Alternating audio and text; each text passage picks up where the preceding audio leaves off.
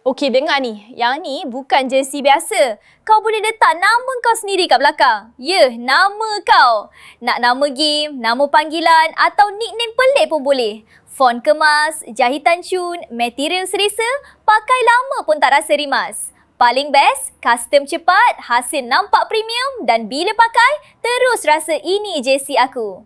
Kalau kau nak jersey yang lain daripada orang lain, yang ni memang kena ada. Aku buat benda gila sikit. Honda X6B ni kereta pijak, bukan lalu-lalu. Pijak betul.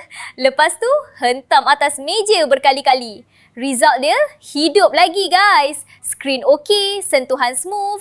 Harga dia murah tapi ketahanan macam phone mahal.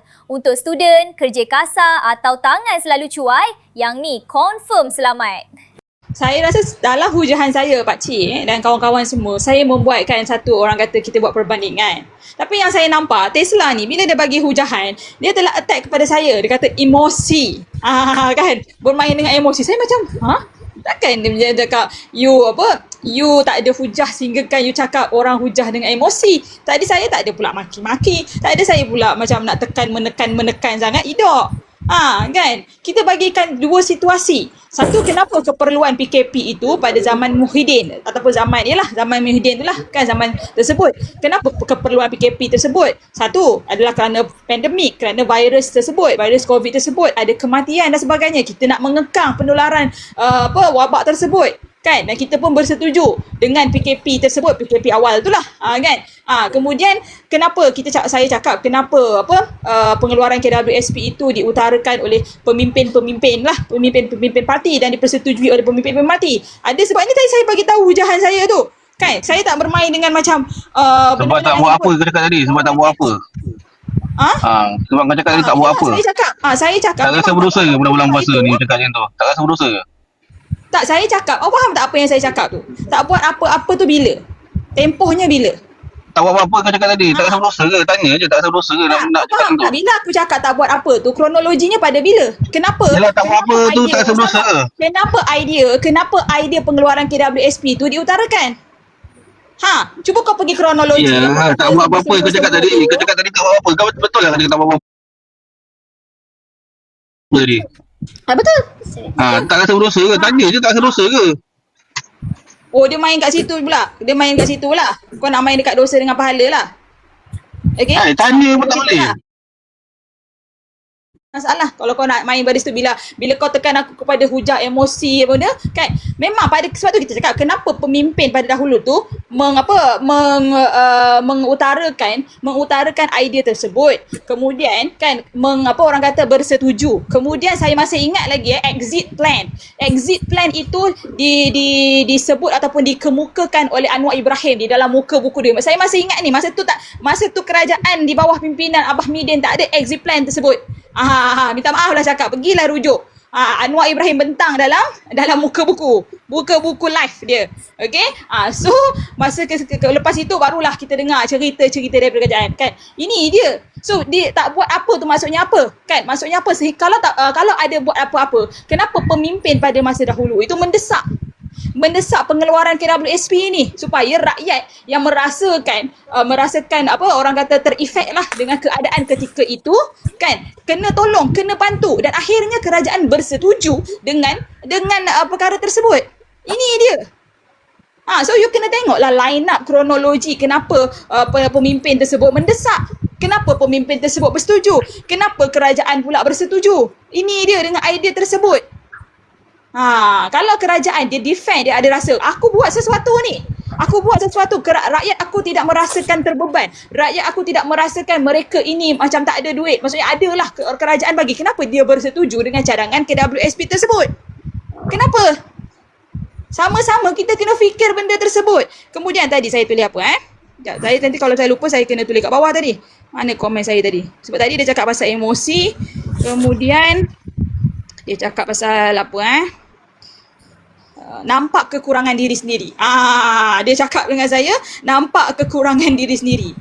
So saya pun macam pelik. Kita bincang dari sudut ekonomi ditutup. Kan kita tahu kan betapa ramai orang yang kadar pengangguran meningkat. disebabkan kita shutdown ekonomi dan PKP kita yang terlampau lama kan. Kemudian kita katakan tentang ialah PKPD, PKPC, PK tersebutlah. Kan negara kecil tapi negara sepatutnya orang negara lain sektor orang kata dah buka tapi dengan pengawasan dan guideline yang ketat dan sebagainya, tapi kita masih lagi PKPD macam itulah. Kan. So makanya kan kadar pengangguran itu mencanak. Dan kita jangan lupa tentang inflasi tadi tu yang saya cakap tu. Kan pam duit. Atau ada microwave ke? Tak ada. Kita pump duit tu, kemudian inflasi sebab kita tak ada sasaran. Kita tak mereka kita lah kerajaan masa tersebut bagi. Siapa-siapa husband macam siapa-siapa terasa lah kan ada gaji tapi duit sendiri katanya kan. Tanpa memikirkan future kan, macam moratorium lah. Boleh bayar sebab gaji jalan. Kan moratorium gaji jalan, tapi sebab macam tak payah bayar ni kan, kita tak tahu sangat sebab kita dengar macam benda macam seronok lah, duit masuk kan, duit boleh apply masuk dalam dalam bank, lepas tu pula moratorium tak payah boleh apply juga, tak payah bayar loan kereta contohnya kan, loan rumah dan sebagainya, seronok benda-benda tersebut. Sedangkan gaji jalan, sedangkan kita memang boleh bayar, ramai orang boleh bayar sebab company dia masih meneruskan skim gaji dia. So di sinilah kita katakan, kita tengok ini sebab PKP, ini sebab inflasi naik, ini sebab ialah keadaan tersebut, lepas tu menuntut pengeluaran KWSP tanpa kawalan lah. Kemudian umur pakcik nak celah sebab Tesla tu dia rasa boring tu.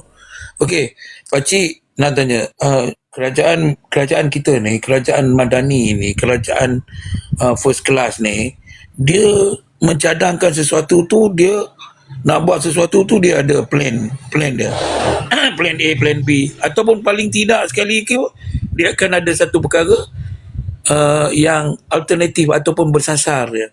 Apa katalah cadangan yang dicadangkan oleh Tesla tadi agar kerajaan menimbang KWSP, rakyat keluarkan KWSP sekiranya perang panjang, krisis ekonomi. Pakcik, janganlah cakap benda saya tak cakap, pakcik. Kamu nak tolonglah, pakcik. Saya tak suruh pun keluar KWSP, pakcik. Naratif sikit tak boleh. Tak boleh. Saya tak suruh pun orang keluar KWSP, kerajaan keluar KWSP. Pakcik menipu tu, pakcik. Tak rasa berdosa, pakcik. Kebanyakan daripada penyokong-penyokong Perikatan Nasional merasakan inilah peluang terbaik untuk kerajaan memikirkan, menimbangkan KWSP itu dikeluarkan kalau krisis berpanjangan. Ataupun tak tahulah setuju tak setuju si Tesla ni.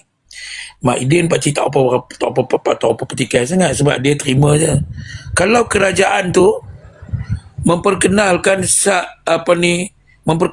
pengeluaran KWSP bersasar. Hak ni yang dimasukkan oleh Tesla and the gang tu. Pengeluaran subsidi pengeluaran KWSP bersasar. Pakcik, boleh saya jelaskan pakcik pada semua apa yang saya cakap tadi, pakcik, sebab kita ada tetamu yang kita rasa relevan kat sini. Kita ada Faiz Ahmad ni, kita rugi kalau tak menggunakan kepakaran ni. Boleh pakcik saya terangkan balik apa saya cakap tadi? Boleh sebab takut pemahaman pakcik. Dia ni jahat lah pakcik. Kalau hujahan Faiz Ahmad baru masuk, dia tak dengar Ummu Al-Fatih cakap, dia tak dengar Pakcik Sabri cakap. Kalau hujahan Faiz Ahmad tu sama macam kita orang, kau nak cakap apa? Silakan. Tak apalah, okeylah. Kita cakap dia lebih relevan. Kenapa selama ni kau cakap Konsul lebih okey? Kita dengar hujahan Faiz Ahmad. Sabar. Bagi Faiz. Gini. Kenapa pula kita tak boleh cakap benda macam itu? Sabarlah. Tak cakap kau nak dia jawab. Kau nak dia jawab. Tak, yang pertama saya minta kat pakcik tadi, saya nak ulas balik. Saya nak cakap balik semula sebab pakcik betul, faham ni. Okey, boleh Pakcik setuju. Jadi idea yang mengatakan wujud setempoh 2 minggu 3 minggu ni tidak ada seorang pakar ekonomi mana pun mencadangkan agar perkataan di KWSP itu agar kerajaan tak sebelah asat ataupun KWSP itu akan menjadi pembangkit ekonomi rakyat Malaysia kalau krisis ni perpanjangan. Tak ada seorang tokoh-tokoh ekonomi ataupun pensyarah universiti ataupun pakar-pakar ekonomi bercakap KWSP ni sebagai salah satu alternatif. Tapi dia keluar daripada seorang ditipu Tesla ni. Pakcik rasa dia cemerlang, brilian. Okey, sila teruskan. Okey, saya tak mencadangkan pengeluaran KWSP.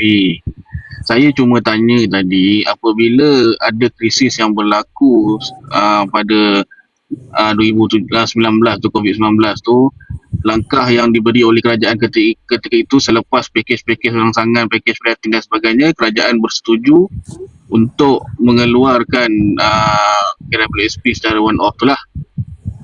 Memikirkan ketika itu rakyat tidak boleh berbelanja, nak bayar rumah sewa dan sebagainya, itulah pilihan yang ada lah selepas pakej-pakej rangsangan dikeluarkan tu. Dah macam Jadi, mana perkataan KWSP tu? Janganlah bagi saya lupa pakcik. Kejap pakcik, Oh, okey, pakcik. okey. Pakcik Okey, potong okey. nanti dia lupa pakcik. Saya dah tahu pakcik ni pakcik. Lupa, okey. Kalau lupa, orang lupa ni boleh dia cakap bukan diri dia. Jadi mana ada satu unsur akan masuk. Hari ni berapa number nak naik? Nantilah pakcik. Ya lagi lah pakcik. Ada Jangan. muda-muda. Ada muda-muda guna perkataan lupa. Saya nak ambil masa ni kejap je. Boleh tak? Kepada pakcik yang bernama Tirana Kesuma, saya dah jemput naik dah. It's a bless untuk saya mempunyai anak OKU. Alah. Masalah pun. Bagi Jom tahu Tirana salam. pakcik Tirana Kesuma naik atas ni. Itu Tirana tu, kau tahu siapa? Lenggeng tu lah. Saya tahu pakcik, saya tahu dia. Rosli Sadin tu. Tanya dia Mak Wan okey ke? Bila Mak Wan nak jadi janda? Dia adab betul orang tua ni. Dah pakcik. Lupakan pakcik. Lupakan pakcik. Orang pula. Abang Ina Anak-anak orang. Umur pun dah layan komen aja dia. Habis lari tajuk. Pusing habis dah. Kenapa aku tak boleh layan komen? Aku nak bagi kesedaran untuk pakcik macam ni. Kau sentuh-sentuh macam ni. Ya. Saya tak bersetuju menghina-hina orang OKU dengan benda ni. Jadi nak komen tu bawa akhlak yang baik. Ini bukan tempat iblis. Jadi kalau nak komen benda-benda bodoh macam tu, duduk tempat lain. Terima kasih. Dia aku sambung ayat Sambung Pakcik nak bagi boleh maklumat. reply. Kejap on. Kejap pakcik, apa ni Tesla, pakcik nak bagi maklumat sikit boleh tak? Maklumat nombor kereta kepada Sili Sadin tu. Nak pakcik nak bagi? Dah pakcik. Okey, tak payah. Okey. Jangan terganggu dengan orang pecisan ni. Jangan. Okey. Kau tidak pakcik nak bagi nombor kereta produk dia tu. Tak apa. Abang. Kau cakap. Nanti Pak Is reply. Okey, dia macam gini. Okey, ketika itu selepas kerajaan membuat beberapa pakej rangsangan tetapi dirasakan masih tidak cukup, jadi kerajaan memilihlah untuk memberi pengeluaran KWSP itulah selepas didesak oleh rakyat dan sebadan pemimpin bangsa sebagainya lah. Tetapi pada hari ini dikatakan tindakan itu sangat memalukan lah, sangat sangat memalukan, sangat hina, tindakan itu sangat bodoh. So saya bertanya, kita sedar dalam keadaan sekarang ni rakyat, kalau kita tengok kat mana-mana lah, kat muka buku dan sebagainya, even yang datang dah dapat dividen hari tu pun disuruh masuk kepada akaun 3 ni supaya dapat dikeluarkan. Jadi bermakna kat sini masih ada orang yang meminta lah ataupun masih memerlukan KWSP ni. Jadi kita hari ni terkesan dengan perang ni, pada masa akan datang confirm negara kita juga akan terkesan daripada segi barang-barang dan sebagainya lah, sebab kita import barang daripada luar. So macam-macam lah. Soalan saya bukan menyuruh kerajaan ni mengeluarkan KWSP. Cumanya jika kerajaan sudah tidak mampu mengeluarkan lagi pakej-pakej rangsangan, kalau kerajaan keluarkan juga akan memberi kesan yang teruk kepada kerajaan seperti hutang dan sebagainya, dan kerajaan memilih untuk memberi KWSP secara one off, adakah itu juga tindakan yang hina, memalukan ataupun tindakan bodoh seperti kerajaan 33 bulan dulu buat lah? Itu saja. Saya tak suruh kerajaan ni keluarkan KWSP. Saya rasa pemahaman pakcik mungkin tersalah faham, ataupun pakcik sengaja nak buat saya ni rasa macam tak berapa bijak lah kot. Okay. Itulah pakcik pun heran macam mana KWSP tu boleh lintas di otak kau. Pakcik bagi Faiz jawab pakcik. Sekejap pakcik Assalamualaikum. Salam. Macam ni, cerita pasal KWSP. Kalau tahun 2020 tu kita buat exception lah. Berbeza berbanding sekarang. Dari segi ekonomi berbeza sebab masa 2020 kita start ekonomi. Sekarang ni dia bukan start, dia ada krisis saja. Ada sedikit beza. Start bermaksud bila dah MCO, siapa boleh buat kerja? Siapa yang boleh berniaga? Semua tutup. Sekarang ni kita masih boleh berniaga, masih boleh bekerja, cuma kos meningkat. So dua situasi yang berbeza. Okey, adakah tindakan tepat kerajaan masa 2020 tu keluarkan KWSP? Saya setuju. Tapi dia tak boleh terlalu berterusan. Itu saja. Sebab akhirnya dia kesan dia kepada rakyat. Orang melihat jangka masa pendek je. Tapi jangka masa panjang, berapa banyak orang Melayu Muslim kita yang dah kurang sangat dalam KWSP. Datanya ada. Memang ada. Berbanding non-Muslim yang mereka masih lagi menyimpan, data tu memang record. So itu satu benda yang kita akan nampak, seronok jangka masa pendek, jangka masa panjang akan membina krisis sebenarnya. Okey, kalau tanya saya kan, adakah kali ni kerajaan akan bagi keluaran macam hari tu pun ada desakan dividen semua masuk dalam akaun 3. Kalau tanya saya pun nak keluar habis lah lagi seronok. Sebab kita semua ada nafsu berbelanja, tapi kena fikir jangka masa pendek dan panjang. Pendek seronok, panjang mana-mana. So, kalau tanya saya, ceritanya adakah sampai kerajaan terdesak untuk membenarkan pengeluaran? Terdesak sampai mana tu? Ada tak mana-mana company yang tak boleh berniaga sekarang? Mereka boleh berniaga, cuma kos meningkat. So bila kos meningkat, option untuk mengeluarkan KWSP bukan option yang bijak. Kalau dah kos meningkat, so antara option awal yang akan dibuat, Baik, boleh menjelaskan sikit? boleh. Okey, dia gini, saya mendengar daripada orang cakap lah. Dia macam gini, bila ekonomi global ni bermasalah, syarikat-syarikat ataupun pengeluar dia akan berfikirlah untuk mengeluarkan barang secara sikit ataupun mengeluarkan barang secara mahal lah. So memang dia takkan pilih lah barang yang mahal tu sebab tak ada orang nak beli nanti. Jadi dia memilih untuk mengurangkan kos dengan mengeluarkan barang secara sikit lah, secara ni. Jadi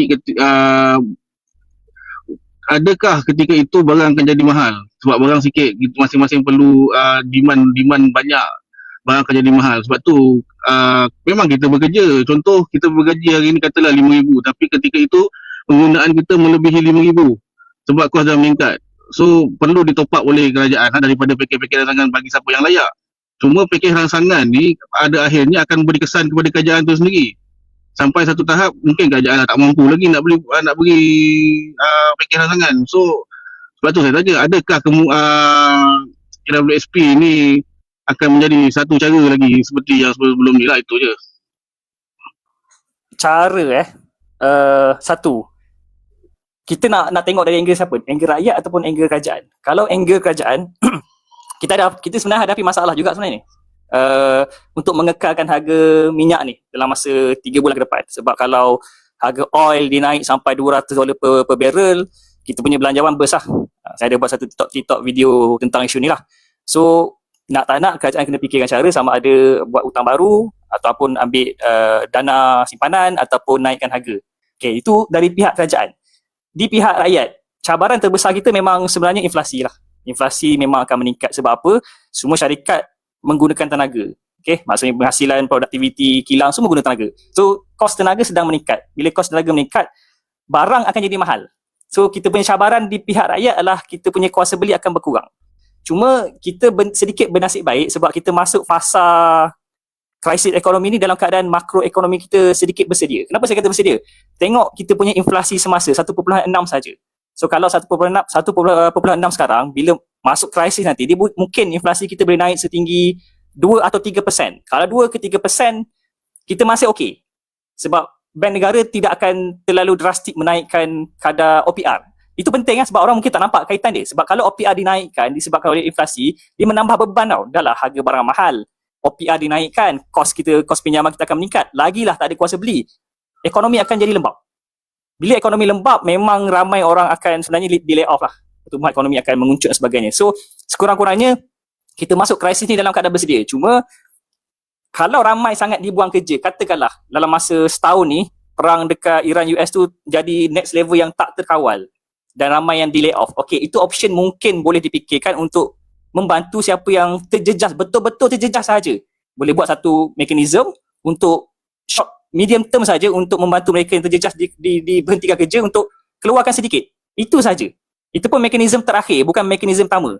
Sebab kalau asyik nak keluarkan, rakyat Malaysia ada satu karakter. Kita bila dah dibenarkan keluar masa COVID hari tu, sekarang ni orang dah Satu soalan lagi boleh? Satu soalan lagi. Okay. Soalan mudah. Belum habis jawab, bagilah. Tak, sikit. Sebab tadi dia sebut tadi mekanisme terakhir tu, saya nak tanya lah, masa yang kerajaan dulu ni mengeluarkan BSP ni selepas pakej rangsangan Jatin dan sebagainya, selepas asak atau B2B, mula-mula tak nak bagi keluar, akhirnya dikeluarkan juga KWSP one off tu, adakah itu mekanisme terakhir bagi kerajaan ketika itulah?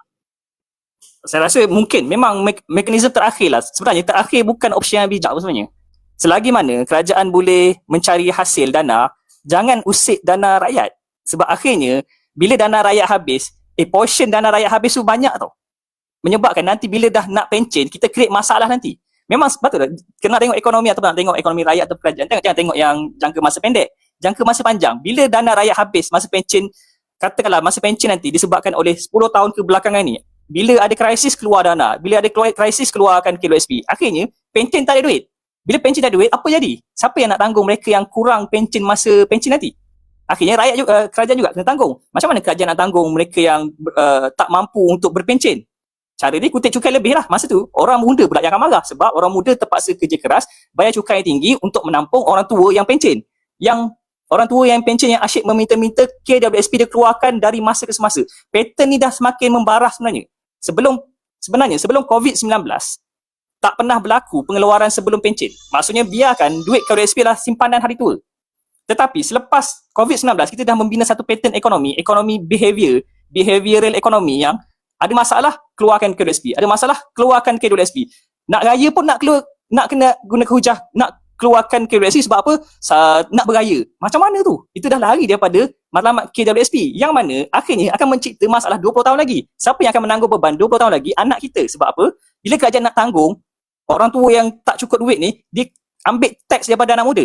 So itu akan create masalah baru nanti. So pada saya, option yang terakhir adalah bukan option yang terbaik, tetapi kalau tak mampu ataupun dah tak ada pilihan lain, boleh guna. Cuma itu yang terakhir. Cuma apa yang kerajaan boleh buat sekarang berjimat je lah. Sebagai contoh, saya nak serang sikit Perikatan Nasional. Semasa COVID-19, dalam keadaan ekonomi pun tak tentu, rakyat kena keluarkan KWSP, tahu tak saiz kementerian di dalam pentadbiran Perikatan Nasional antara yang tertinggi. Satu kementerian ada 3 menteri. 1 menteri, 2 timbalan menteri. Itu pun satu pembaziran. So, elemen pertama yang perlu dibuat oleh kerajaan sekarang, elakkan pembaziran. Jangan repeat apa yang Perikatan Nasional buat masa 23 bulan tu. Yang mana satu kementerian ada 3. 1 menteri, 2 timbalan menteri. Kalau kementerian macam kesihatan, okeylah. Kementerian penting. Tapi ni kementerian yang tak penting pun ada 3 juga. Sebab apa? Nak membahagikan ganimah. Itu satu pembaziran yang pada saya sangat jahat lah. Dan kesan dia, tengok pada pergerakan Corruption Perception Index, jatuh menjunam sebab itu. Salah satu sebab suka membazir pada keadaan yang tidak tepat sebenarnya. Itu saja. Ada soalan lagi, Asfal? Apa yang nak dipertikaikan? Tak payah. Pakcik sahur tadi dia dah makan budu dah. Jadi pakcik boleh jawab babak ekonomi ni. Betul pakcik? Okey, Tesla tak payah tanya dah. Banyak dah dapat dah jawapan dia. Jawapan dia akhirnya tindakan terakhir boleh mengeluarkan KWSP. Itu yang Tesla nak dengar. Kan? Tadi dah jawab dah. Faiz dah jawab dah. Itu adalah pilihan terakhir dan merugikan. Maka boleh keluarkan KWSP. Dana rakyat. Jadi ambil perkataan tu, bawa pergi room lain. Cakap, okey KWSP kena bawa keluar. Pakcik rasa saya lagi macam itu ke pakcik? Kalau pakcik tak rasa. Pakcik membayangkan pakcik. Kalau pakcik tak rasa macam tu, okay, Alhamdulillah. Okey, terima kasih. Dah dapat. Okey, Maidin. Cuma saya nak jawab sikit pasal menteri besar tu, menteri yang kabinet paling besar tu boleh? Tak apalah, bagilah orang lain dulu lagi ambil Okey, sila Maidin. Rindu Maidin. Pakcik sebelum kita bagi Maidin, pakcik suruh dia orang kat bawah ni pakcik. Tolong tap screen, tolong repost pakcik. Malas betul lah dia orang ni pakcik. Okey. 532 orang tap screen. Repost, tap screen, share kepada kawan-kawan, share kepada guru WhatsApp, share semua. Kejaplah, pakcik nak tolong kempen ni. Dan kita nak dengar hari ni Maidin nak cakap ekonomi, dan ambil pen seorang satu, ambil kertas seorang satu. Kita akan catat apa yang Maidin nak cakap. Bagaimana rancangan baru kerajaan nak buat menghadapi bakal krisis ekonomi yang akan mendatang ni. Okey, sila. Ambil pen semua. Terima kasih pakcik. Aidin silakan. Sediakan pen, sediakan kertas. Silakan Maidin.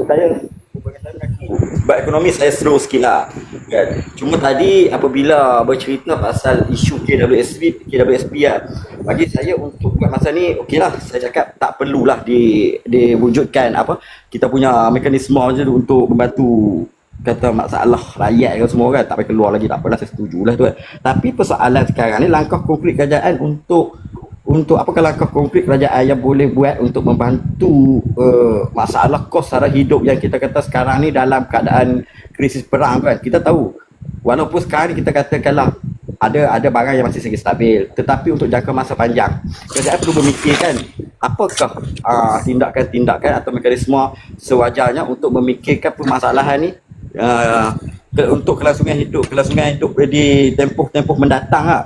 Kita nak tahu itulah, maksudnya plan awal kerajaan yang kita cakap ada satu persediaan yang kita katakan benda ni tak akan terjadi sesuatu bebanan yang terlalu mendadak kepada rakyat.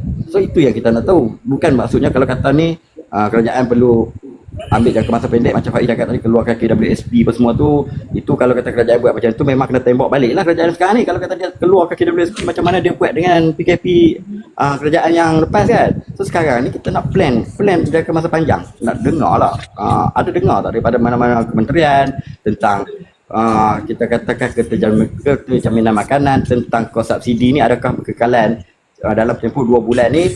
Kalau kata krisis ni masih lagi berakhir, adakah subsidi itu akan berkekalan atau akan dinaikkan lagi ke atau dikurangkan lagi ke? Maksudnya kita nak dengar pada situ jawapan daripada Boleh. Saya bagi Juk jawab boleh. Okey. Saya bagi Itu Juk jawab. soalan. Ni nak dengar pandangan Mak Idin ni. Ya, pandangan apa? Saya dah cakap Dia pandangan. dah tanya soalan apa kerajaan nak buat. Kerajaan dah sebut dah umum lah. Anwar Ibrahim dah umum dah baru ni. Kalau kata Dah umum sikit sebanyak dia dah umum dah peringkat awal. Sekarang Dia kita nak dengar pengumuman apa yang cadangan diumumkan Pak tadi? Idin. Tadi dicadangkan oleh Tesla tadi. Salah satunya ialah perkataan KWSP. Ya, saya dah Sekarang cakap ni tadi. Idin bagi cadangan. Kalau Perikatan Nasional mencadangkan apa? Pak Cik, saya dah cakap tadi. Sila. Jangan Saya dia ulang dah benda cakap yang tadi. sama. Kalau kata Ni begitu, kami nak tulis ni, tak tahu apa nak tulis ni. potong momentum dah lah macam ni.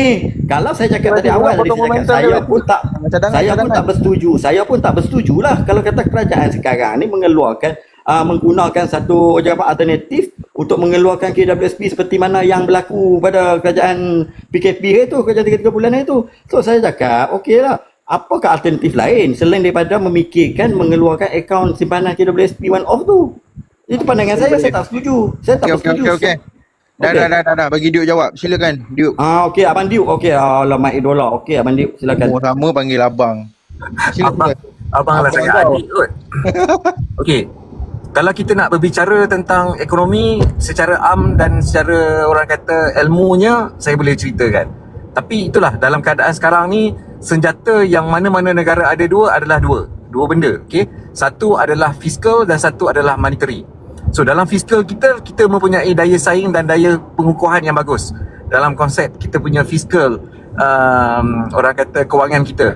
Maksudnya kita ada peluang dan ruang untuk kita membuat hutang sebagai contoh, okey, supaya akhirnya dapat disalurkan kepada rakyat. Okey. Okey, Diuk. Maksudnya buat selampan 2 mata lah.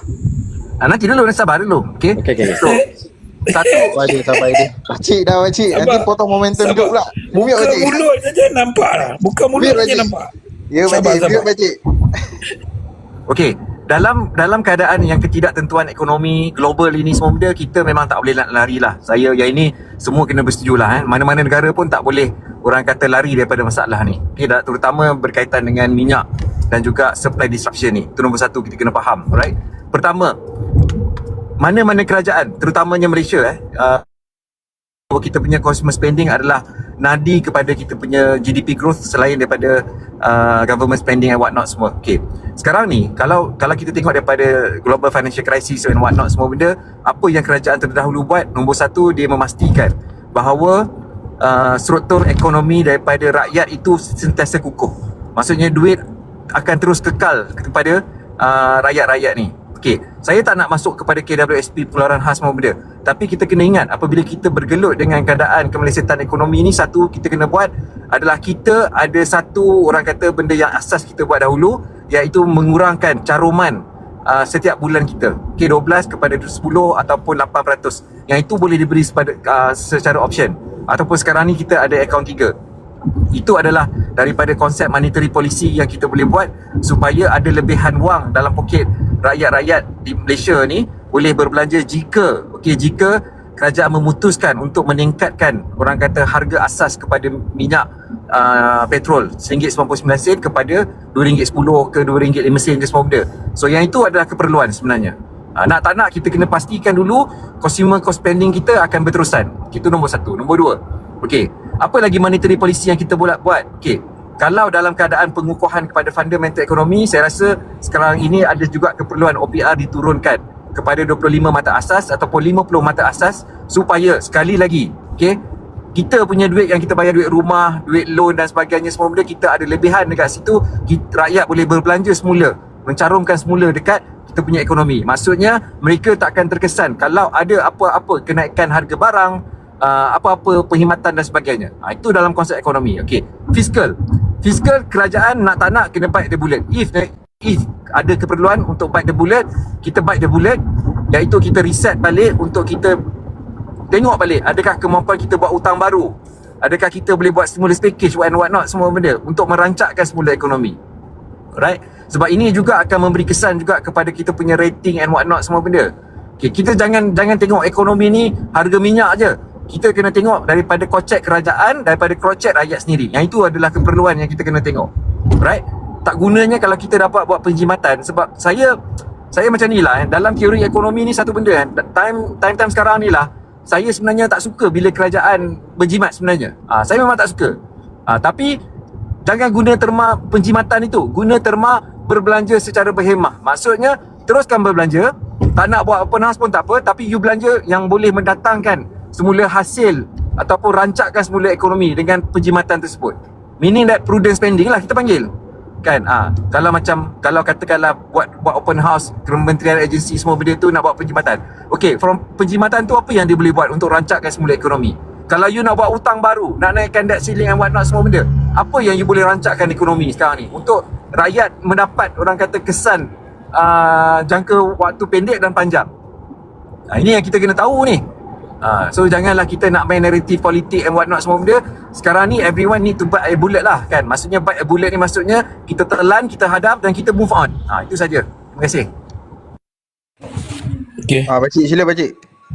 Pakcik rasa bila dengar Diuk cakap tu macam Rafizi cakap penuh dengan idealisme.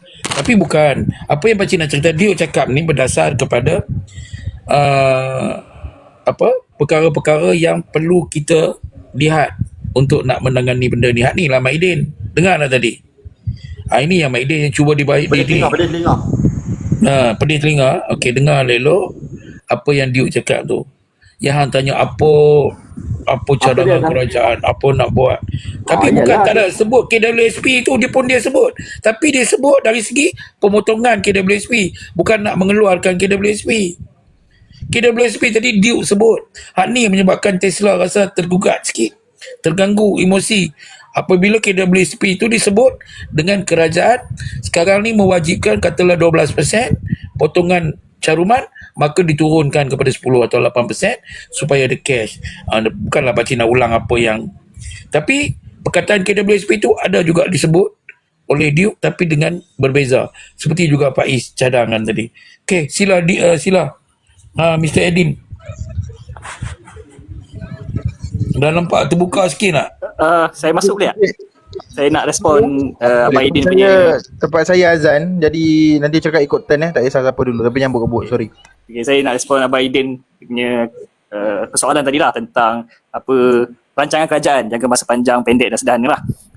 Sekarang ni kita hadapi masalah sebab belanjawan kita. Belanjawan tahun 2026 dirangka tanpa kita expect akan berlaku krisis ni. So bila dah berlaku krisis, kita punya belanja tu burst berbanding hasil. Belanja kita akan meningkat lebih-lebih lagi dari segi subsidi tu lah. Subsidi minyak tu boleh naik dan menyebabkan hasil yang kita rancang nak kutip tahun ni tak cukup untuk belanja tampung perbelanjaan tahun ni. So nak tak nak kerajaan kena menyusun semula perbelanjaan sebenarnya. So bila Abang Diuk kata tadi kerajaan perlu berbelanja, betul, dan saya setuju juga dengan terma prudent spending. Cuma nak spending ke mana? So tindakan cancel sambutan Hari Raya tu betul pada saya lah, sebab penjimatan tu boleh digunakan untuk belanja direct kepada rakyat yang terkesan. Kita kena bersedia untuk ada mereka yang terkesan. Memang nampak yelah sambutan raya, kita pun menyambut raya kat rumah, so tak perlulah kita nak spending terlalu besar untuk buat kerajaan. Itu pandangan sudut pandang kerajaan lah. Ada kerajaan negeri yang tak setuju, ada yang setuju. Pada saya tak kisah, asalkan susun semula perbelanjaan. Kena tengok yang mana yang belanja yang boleh membantu rakyat, membantu ekonomi, yang mana yang sebenarnya lah itu untuk enjoy saja. Enjoy tak ada masalah, kita boleh enjoy pada ketika waktu yang tepat. Sekarang ni waktu kita sedang, kenapa saya tengok dekat media sosial orang macam marah bila kerajaan pusat membatalkan sambutan Hari Raya, sebab kata ni setahun sekali. Bermaksud otak kita punya masyarakat kita lebih kepada suka enjoy, sebab dia tak nampak impak. Orang Malaysia tak nampak impak perang dekat Iran US. Sebab apa? Sebab kita masih isi minyak dengan harga subsidi.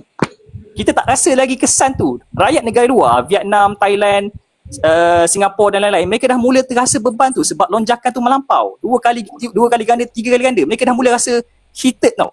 kita rakyat Malaysia memang tak rasa apa-apa. Sebab apa? Masih lagi ada kuasa beli. Cuma tunggulah lagi 2-3 bulan. Masa tu baru terasa beban tu sebenarnya. Bila harga dah mula naik, inflasi dah mula tinggi, baru rasa beban. So tindakan sekarang menjimatkan, susun balik perbelanjaan. Nak susun sama ada dua benda. Susun balik perbelanjaan ataupun tingkatkan hasil ataupun menaikkan hasil. Contoh naikkan hasil buat pinjaman baru lah. Sebab apa nak buat pinjaman baru? Nak tampung kos subsidi yang meningkat ni. Dia 3 option. Ambil pinjaman baru ataupun keluarkan daripada kumpulan wang simpanan amanah negara KUAN tu, ataupun kita naikkan harga sedikit. 3 option ni. Dan saya rasa kalau kerajaan memilih yang option yang ketiga, menaikkan sedikit, akan ada yang faham dan sangat ramai orang tak faham. Yang masa tu kita kena bersedia lah, orang marah dan sebagainya. Tapi tak apa, itu memang perlu dibuat. Sebab kalau menambah hutang sekalipun, ya, dari segi fiskal kita, memang kita masih ada room untuk mengambil hutang tu. Tapi komitmen kerajaan sekarang untuk menguruskan hutang tu, defisit fiskal tu, kalau ambil hutang baru akan macam nak balik lah. Kita punya pengucupan tu tak berjaya dikekalkan lah. Itu satu isu yang akan jadi didendangkan lagi nanti. So ini sebenarnya masalah ekonomi negara bukan masalah kerajaan saja. Ianya lah melibatkan kita semua. Kita nak pilih yang mana? Membebankan negara dengan hutang baru, ataupun ambil simpanan, ataupun kita sama-sama tanggung, ataupun ambil sikit-sikit, ambil hutang sikit, ambil simpanan sikit, naikkan harga minyak sikit. Semua orang merasa beban tersebut. Sebab ini krisis ni bukan kita yang cipta. Krisis ni berlaku dekat Timur Tengah disebabkan oleh Trump yang di luar kawalan kita. Kita hanya terkena kesannya sahaja. So pada saya, ialah saya terus membuat konten dekat TikTok untuk memberi kefahaman. Dia bukan tentang politik, dia tentang realiti. Sebab saya nak lebih ramai rakyat sedar, awak letaklah siapa pun duduk di kerusi Perdana Menteri, isu ni tetap akan jadi isu yang besar. Macam mana nak handle tu, tak boleh lari daripada realiti. Kita kalau nak tengok, nak tampung subsidi yang mahal ni, ataupun kita nak bantu rakyat, kena tingkatkan belanja. Untuk tingkatkan belanja, hasil kena tinggi. Masalah hasil kita terhad, belanja nak besar. Itu satu masalah, itu saja. Untuk Faiz, alah apalah sangat rumah terbuka ni. Cuma yang kita dapat maklumat, rumah terbuka tahun 2025, kerajaan hanya membelanjakan bagi penganjuran rumah terbuka 7 negeri. Satu lebih kurang 10.9 juta saja. Bukannya besar pun, 10 juta je. Berapa yang kita 10 juta? 10 juta. Jadi 10 juta je pun. Berdasarkan maklumat ni ialah tahun 2025 10.9 juta, hampir 11 juta. 2024 10 juta, 10 juta 10.05 juta. 2023 6 juta. Jadi kalau dia nak perincikan balik, di Kedah 3 juta, Terengganu 2 juta. Jadi apa yang besar sangat? Okey, saya sambung, Pakcik, sambung. Okey. Sikit lagi. Itu soalan pertama. Soalan yang kedua, adakah contoh yang dibuat oleh Menteri Cina DAP yang makan babi itu, yang memperkenalkan sewa separuh 50% kepada penjaja-penjaja di DBKL itu adalah satu langkah yang bagus untuk mengurangkan tekanan untuk penjaja. Okey, sila. Okey, saya sambung pasal provokasi. Faiz sikit, Faiz. Kejap Okey. Yang kat bawah ni cakap pakcik terbaik, Faiz terbaik, Duke terbaik semua kan. Tapi tolong tap screen pun tak nak. Tolonglah share. Tak sampai 20,000 like lagi lah. Orang 500. Apa ni pakcik? Diorang ni pakcik. Lemah betul lah korang ni. Nampak sangat banyak walaun yang ada dalam ni. Okey. Okey. Jadi awak nak buktikan awak bukan walaun, awak tap screen dapatkan 20,000 semasa Faiz tengah cakap ni. Sila Faiz. Okey. Angka 10 juta, kalau kita jimatkan, katakanlah kerajaan boleh bagi RM100 kepada penerima yang bersasar lah, betul-betul susah lah. Kita boleh bagi kepada 100,000 orang. Berbanding 10 juta ni kita bagi kepada mereka-mereka yang dapat kontrak untuk membuat jamuan hari raya tu, kita bagi direct kepada rakyat. Itulah dikatakan sebagai penyasaran semula perbelanjaan. Daripada kita memberi kepada beberapa projek kepada beberapa orang, tak salah. Tapi option yang kita ada, kita direct bagi kepada rakyat. Yang mana rakyat juga akan spending, beli kepada dia. So kitaran ekonomi tetap berlaku. Kita mengurangkan, meredakan orang punya keresahan sebab dapat RM100 lagi lah daripada penjimatan 10 juta, daripada tak buat rumah terbuka. Itulah kitaran ekonomi. Kitaran ekonomi, target utama kitaran ekonomi adalah untuk memastikan semua orang dapat merasa, ataupun kita pilih untuk merasa orang makan, ataupun direct bagi kepada 100,000 orang. 10 juta punya nilai, 100,000 orang boleh merasa RM100. So itu apa yang perlu dilihat adalah penjimatan. Macam itulah. Kalau bermula dengan rumah terbuka, kita boleh pergi kepada yang lain. Menjimat. Ini masanya. menyusun kembali perbelanjaan tentang sewa 50%. Itu pun salah satu langkah yang baik lah. Bermaksud kerajaan sanggup untuk tidak mengutip hasil akan jatuh, tetapi rakyat ada duit poket lebih. Itu pun salah satu cara kitaran ekonomi juga. Maksudnya direct bantu rakyat. Tapi bila dah kurang sewa kutipan 50%, bermaksud di BKL lah. Di BKL mungkin kurang lah kutipan. So di BKL kena berjimat. Itu point dia. Berjimat dekat di BKL biar poket rakyat ada lebihan. Tapi bila di BKL terpaksa berjimat, kurang lah aktiviti seperti sambutan raya, mencantikkan bandar untuk sempena raya, kurangkan yang tu. Biarkan rakyat ada duit. Kerajaan kurang spending tak apa. Itulah menyusun balik perbelanjaan. Sekarang ni masanya lah kena susun balik perbelanjaan. Mungkin belanjawan perlu dibuat baru ke, saya tak pasti. Sebab saya pun tak kerti dari segi teknikal. Perlu bentangkan belanjawan baru berdasarkan krisis semasa. Sebab belanjawan yang tahun lepas yang dibentangkan hujung tahun tu, itu belanjawan tanpa krisis. Sekarang ni kalau nak pakai belanjawan tu tak sesuai dah sekarang. Kita akan hadapi masalah burst. Hasil kita tak cukup untuk belanja sebab ada peningkatan harga minyak mentah global disebabkan oleh krisis. Itu saja.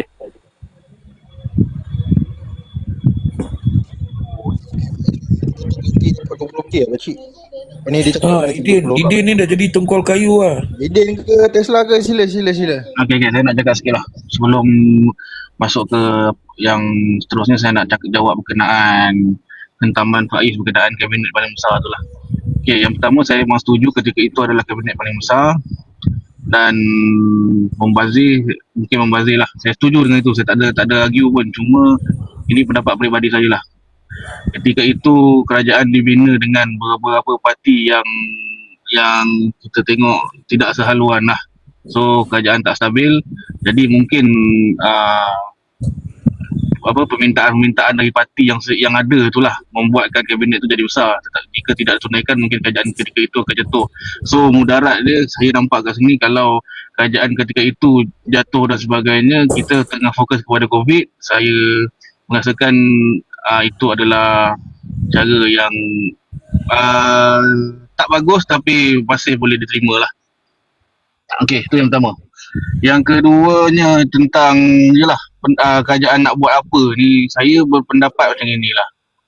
Yang pertama, apa yang duit kerajaan ni kita tengok dia datang daripada cukai, daripada hasil. So untuk yang ini, kerajaan nak menaikkan cukai dan menaikkan hasil ni dalam keadaan kegawatan ekonomi, saya rasa memang takkan mungkin sekali lah. Atau yang keduanya mungkin daripada hasil Petona, BUMN yang lain lah, macam MAS dan sebagainya tu pun boleh dapat income yang lebih, tetapi sampai bila boleh bertahan? Ataupun daripada benda-benda lain lah. So adakah kerajaan akan membuat hutang? Saya merasakan ya, mungkin lah kot kalau perlu. Ataupun Fairul tadi ada suggest tentang macam contoh ni lah, untuk buat semula bajet-bajet yang tak perlu, macam buat sekolah ke tak perlu tu hentikan dulu dan sebagainya. Yang itu saya bersetuju, cuma saya ada sikit argument daripada segi kestabilan politik lah. Sebab kita tahu PRU ni nak makin dekat dah. Bila contoh peruntukan untuk sekolah dan sebagainya itu di kawasan parlimen yang bukan gabungan daripada kita ni, kadang dia suka nak faham. Jadi dia akan ambil itu sebagai, mungkin lah, saya tak tahu, ini pendapat saya lah, mungkin sebagai satu benda yang akan melemahkan kerajaan tu lah. Tempat aku pula kau nak ambil ni lah. Bila nanti pengundi tak nak undi aku lah. Saya menampakkan benda tu lah. Ada risiko tapi boleh dah dilakukan. So cuma saya menampakkan antara satu tadi hutang dan yang boleh mendatangkan kepada kerajaan ni ataupun memberi duit kepada rakyat semula adalah dengan mungkinlah kerajaan akan membenarkan pengeluaran WSP. Saya tak minta lah.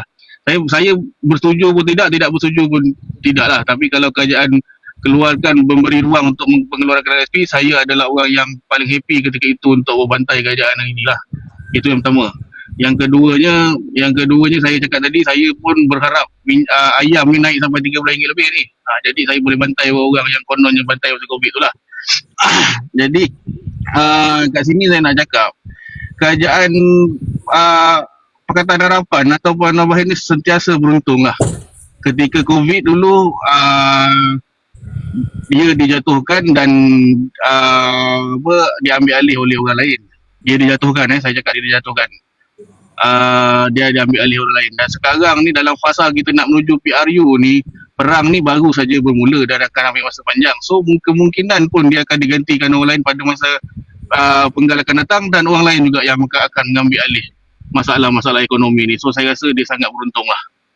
Itu dulu, bos. Bos, saya nak bagi sambung, umur bos. Sila umur. Sebelum umur pakcik sikit takkan tak bagi kat orang tua punya imuniti. Okey. Mana boleh main usia ni pakcik? Tak apalah. Main usia pula. Pasal Tesla ni. Jadi lebih baik Anwar Ibrahim ni dia memikirkan macam mana kerajaan Perikatan Nasional mikir dulu. Dia ambil alih dalam keadaan suasana COVID. Dia membelanjakan dana kerajaan KW Kuam, dia menggunakan beberapa lagi dana-dana kerajaan yang disimpan untuk masa-masa darurat ataupun istilah masa-masa kecemasan, secara tidak diaudit kerana pada masa itu istihar darurat, gunakan perbelanjaan dan bagai-bagai kaedah digunakan dan belanja habis-habisan. Dan dia tahu selepas 2 pilihan raya tersebut adalah tempoh terakhir dia jadi kerajaan, dan orang yang ambil alih tu akan memulihkan. Jadi Anwar Ibrahim telah memulihkan. Kerajaan Pakatan Harapan, Kerajaan Perpaduan pada masa itu telah memulihkan dan berada on track dalam tempoh 3 tahun ini. Terbaik dan berbagai manfaat dah dapat dia di tahun yang ketiga ni oleh rakyat. Tetapi diganggu pula dengan krisis yang berada di luar negara sana. Jadi Anwar Ibrahim dia kena mikir, belanja je, habiskan wang negara. Sebab Tesla dan kawan-kawan dia menanti kejatuhan kerajaan ini menjelang pada tahun 2000, menjelang pilihan raya yang ke-16 nanti. Jadi kenapa yang Anwar nak kena fikir? Ini KWSP untuk masa generasi muda, orang muda nanti kena bayar teks lebih, orang pencen tak ada duit, macam mana yang disebut oleh Pak Is tadi ni. Jadi Anwar buat perangai Mahyudin, buat perangai Ismail Sabri, buat perangai Tuan Ibrahim Tuan Man, buat perangai PAS tu sama. Sebab tidak mempedulikan masa depan negara ataupun bukan demi negara. Jaga kuasa ni elok-elok. Okey, sila umur. Sorry pakcik celah. Ngam-ngam lah kalau ikut usia pakcik dapat 60 saat. Baik pakcik. Umur silakan. Soalannya pakcik setelah saya dah lupa dah. Satunya saya nampak hujahan. Pakcik nak minta nombor ekor dengan nombor loteri. Boleh bagi tahu? Sebab ada unsur-unsur lain akan Jangan potong. Apa tadi hujahan berbentuk macam yalah, kita menunggu Kabinet terbesar politik. Mana satu? Kabinet terbesar. Ada juga hujahan untuk membackup je kan. Something yang macam sangat ajaib. Sangat ajaib.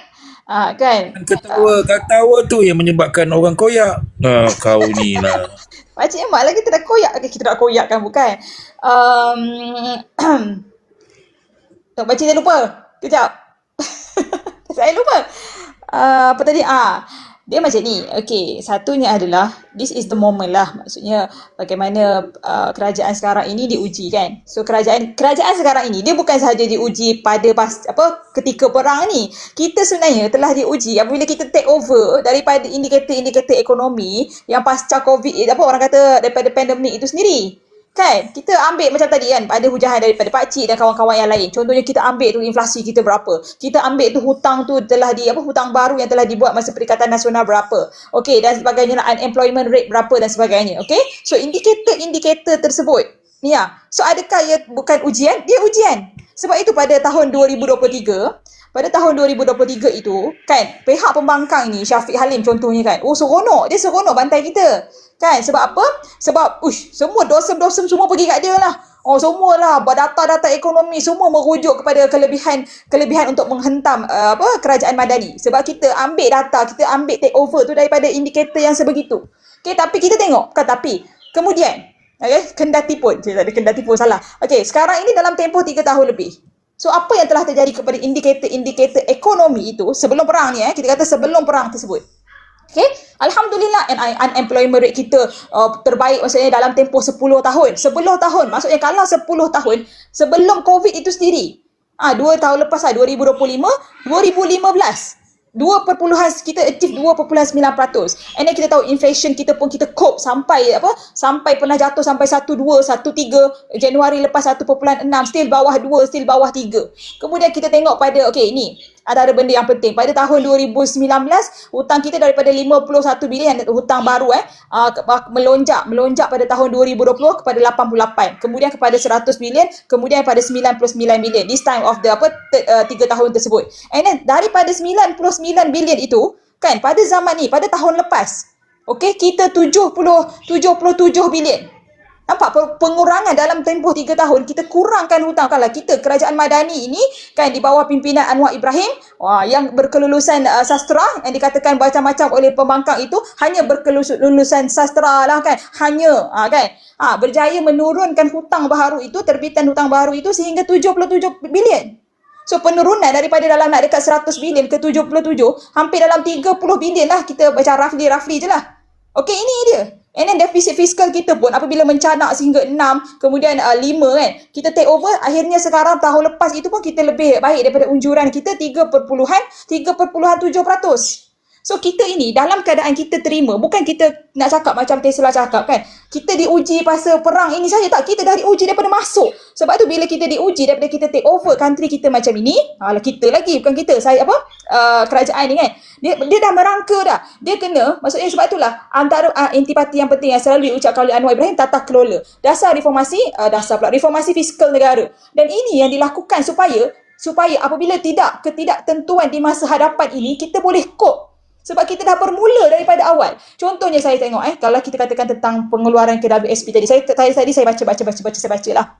So antara saya baca pasal zaman dahulu tu adalah pengeluaran secara ni lah kan, bulanan maksimum 6,000 ke apa selama 12 bulan macam itulah untuk membantu. So saya terfikir apa inisiatif yang dilakukan oleh kerajaan Madani. Contoh kita ulang daripada awal tadi, kita bagi tahu kepada kawan-kawan kita akaun fleksibel 3 tu. Nampak tak? You boleh keluarkan kalau gaji you lagi banyak kan. Kita macam saya nampak akaun KWSP ni banyak lebih pergi kepada mereka yang M40 lah kan, M40 ke atas, M40 bawah, M40 atas macam itulah.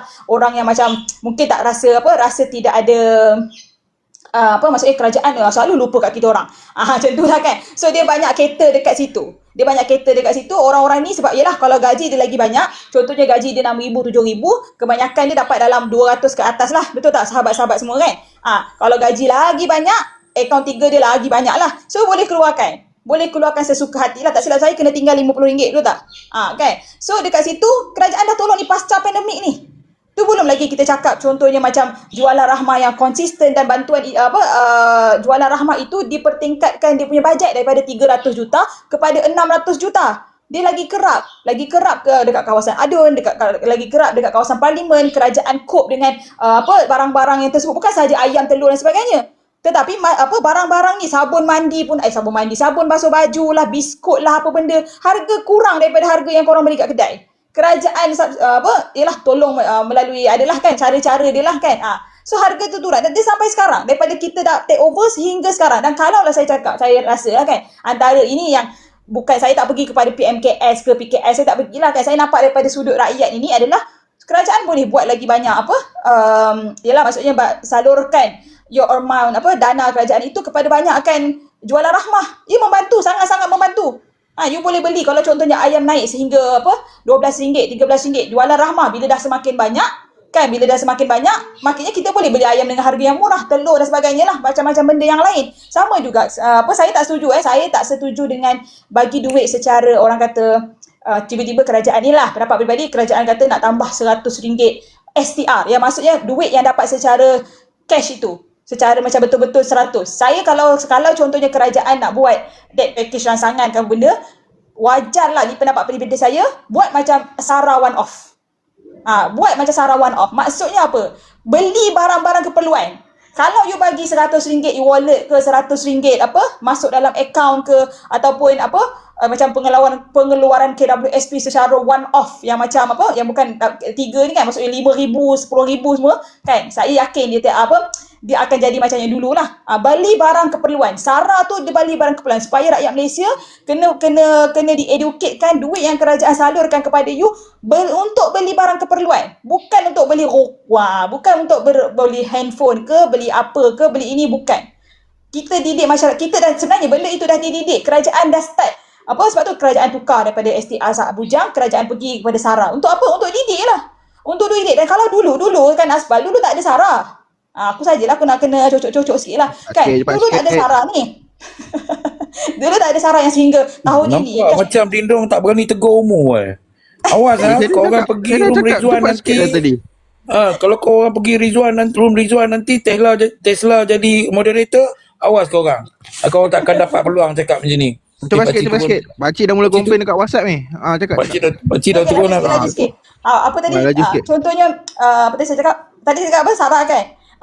SARA ni pula, kita tengok SARA ni penekanan dia kepada siapa? Orang-orang yang 5,000 dan ke bawah. Kan? Orang yang gaji dia 5,000 dan ke bawah. Macam tadi kalau kita kata pengeluaran KWSP yang account fleksibel tu, dia macam penekanan dia macam golongan-golongan yang lain. Ini saya nak bagi gambaran pada korang. Kan?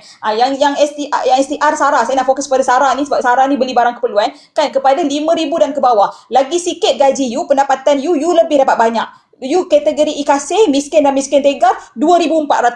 Macam tu lah. So kita nampak kerajaan diuji selepas pandemik itu dengan, saya ulang saya kena repeat yang awal tu, diuji dengan pelbagai indikator yang tak bagus, tapi ini idea-idea kerajaan sehingga kan kita sehingga kan indikator ekonomi tu dah kembali cantik, alhamdulillah, dan kita diuji sekali lagi. Dan secara peribadinya saya yakin kita boleh mendepanilah this kind of crisis. Thank you. Okey, saya nak tanya Duke dengan Faiz lah. Tak pun semualah, in general lah. Kalau Abang Fairul, kalau kita tengok daya tahan ekonomi, kita tengok GDP, apa yang kita tengok inflasi yang kita warisi daripada kerajaan lama kan. So kita dah perbaiki lah performance soal inflasi dan sebagainya kan. Kalaulah kita mengekalkan pada kadar yang lama, where are we today? Kalau apa yang berlaku konflik dekat negara luar ni, ke mana kita kalau kita masih mengekalkan performance yang lama? Silakan Abang Fairul. Okey, nombor satu, saya rasa yang kita berdepan sekarang ni tak adalah seteruk macam COVID dulu. Itu nombor satu kita kena tahulah, sebab bila COVID dahulu semua sektor-sektor dan pintu masuk kepada import export semua telah ditutup berapi. So aktiviti ekonomi tak berjalan waktu itu. Kita punya pendapatan pun tak boleh bergerak. Okey. Tapi alhamdulillah selepas pasca COVID, kita antara negara awal yang keluar daripada kepompong orang kata permasalahan pasca kepada COVID tu. Kita by end 2023 ataupun early 2024 memang kita purely 100% kita keluar daripada list negara yang negara awal yang keluar daripada permasalahan COVID tu. Okey, itu kita kena ucapkan tahniah kepada kerajaan sekarang lah, kerajaan Madani yang usahakan. Okey, kedua kita kena tahu umur ada sebut tentang semua pencapaian yang kita kecapi selepas COVID dan semua benda tu. Okey, sekarang ni krisis berlaku lagi semula. Okey, persoalan yang saya nak tanya Faiz dan juga yang kita kena fikirkan sekarang, macam mana kerajaan nak maintain all those numbers tu, daripada sudut inflasi, daripada sudut unemployment rate. Itulah saya kata tadi yang saya bersetuju dengan Faiz bahawa kerajaan kena duduk balik, kena tengok balik, kena redo balik pendapatan dengan perbelanjaan.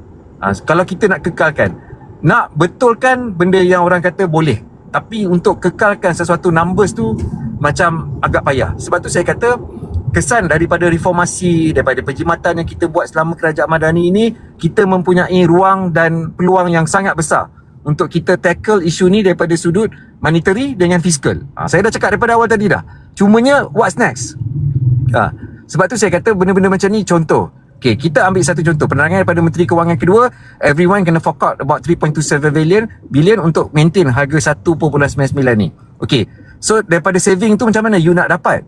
Kita boleh spend, kerajaan boleh tanggung 40 billion untuk setahun berkaitan dengan penyaluran subsidi kalau nak maintain harga RM1.99 ni dengan harga pasaran semasa. Tengoklah berapa, RM5 ke RM6 ke whatever semua benda, you kena access balik all those numbers. Tapi dalam masa yang sama juga dia akan merencatkan you punya target fiscal you. Sebab itu benda macam ni dia tak boleh tengok cakap-cakap je. You kena duduk sit down dengan pakar-pakar ekonomi, you kena tengok balik. Kalau kita buat macam ni, apa kesan dia? Kalau kita buat macam ni, apa kesan dia? Tapi sebab tu saya kata, bila kita nak sekarang ni, kalau dalam konsep ekonomi dia adalah satu, you kena kekalkan keyakinan rakyat dan juga pelabur-pelabur asing termasuk syarikat-syarikat bahawa keadaan masih stabil, kerajaan mempunyai ruang dan peluang daripada pelbagai sudut untuk mententeramkan semua ni. Sebab uncertainty ni, orang akan curb dia punya spending. Bila orang curb punya spending, aktiviti tak bergerak, dia akan impact kepada you punya GDP growth. So dekat sini kena tengok tu. Sebab itu okey, tak apalah, kita boleh terima kerajaan menghantar signal yang sangat jelas untuk berjimat. Okey, kita terima benda macam tu, tak ada masalah lah. Hari raya ke tak nak buat ke whatever tu semua benda, itu semua politik lah pada saya. Okey, sekarang ni daripada sudut pendapatan, berapa yang akan kita betul-betul boleh hasilkan kalau benda ini berlanjutan sehingga 6 bulan, setahun dan sebagainya. So kena ada best case scenario, worst case scenario, base dengan worst. So daripada situ you boleh tengok, buat anggapan bahawa okey, keadaan sekarang dalam macam ni. Bila masuk fasa seterusnya, maksudnya kebersediaan kerajaan sekarang ini untuk bertindak dengan lebih pantas dan tuntas. Yang itu kita kena faham juga. Sekarang ni, untuk sekarang ni pada saya, kita nak tengok apa reaksi kerajaan. Reaksi kerajaan tu kena ada supaya dapat mententeramkan. Dan saya boleh berpuas hati, tapi we need to do more. Kerajaan kena do more untuk bentangkan, orang kata, perbelanjaan ataupun belanjawan lah. Paling senang kita cakap mini stimulus package lah. Okay? Mini stimulus package ni pula, dia ada macam-macam cara. Antaranya adalah kita kan ada buat rancangan Malaysia yang ke-13. So kalau kita ada, orang kata, ruang dan peluang daripada sudut fiskal, kita boleh buat hutang baru, kita boleh mempercepatkan mana-mana rancangan Malaysia yang ke-13 yang kita rancang 2028 ke 2029 ke, kita boleh bawa ke depan, kita cepatkan, kita spur the ekonomi, kita boost ekonomi, benda macam tu. Itu antara salah satu yang kita pernah buat. Tapi kalau tak nak repeat pun, carilah alternatif lain. Macam saya tadi dah cakap dah, daripada sudut mikro, macam mana nak menentukan duit poket rakyat ni sentiasa terjamin. Okey, saya boleh bersetujulah kita boleh jimat. Saya bukan nak hantar Faiz semua benda lah, tapi dalam konteks bila dalam macam ni semua benda, kita jangan fikir one off je. Kita kena fikir bahawa kantong poket rakyat ni 100 sebulan tu tak cukup. Dia kena berterusan. Sebab itu saya kata antara langkah yang paling terbaik adalah you buat EPF macam dulu. Daripada 12% you kurangkan. So maksudnya gaji dia akan lebih. Sebab potongan daripada 12% kepada 8% besar amount dia. And dia commitment dia every month dekat situ. So dia boleh mengguna pakai, dia bolehlah maneuver dia punya spending and what not semua benda. Okey, satu lagi, apabila kita berdepan dengan GFF, Global Financial Crisis, kita berdepan dengan oil crisis semua benda, satu je. Bila kita buat tengok balik selepas itu, yang paling terkesan adalah M40. Okay, B40 ni tak kesan sangat. M40, you jangan curb spending dorang.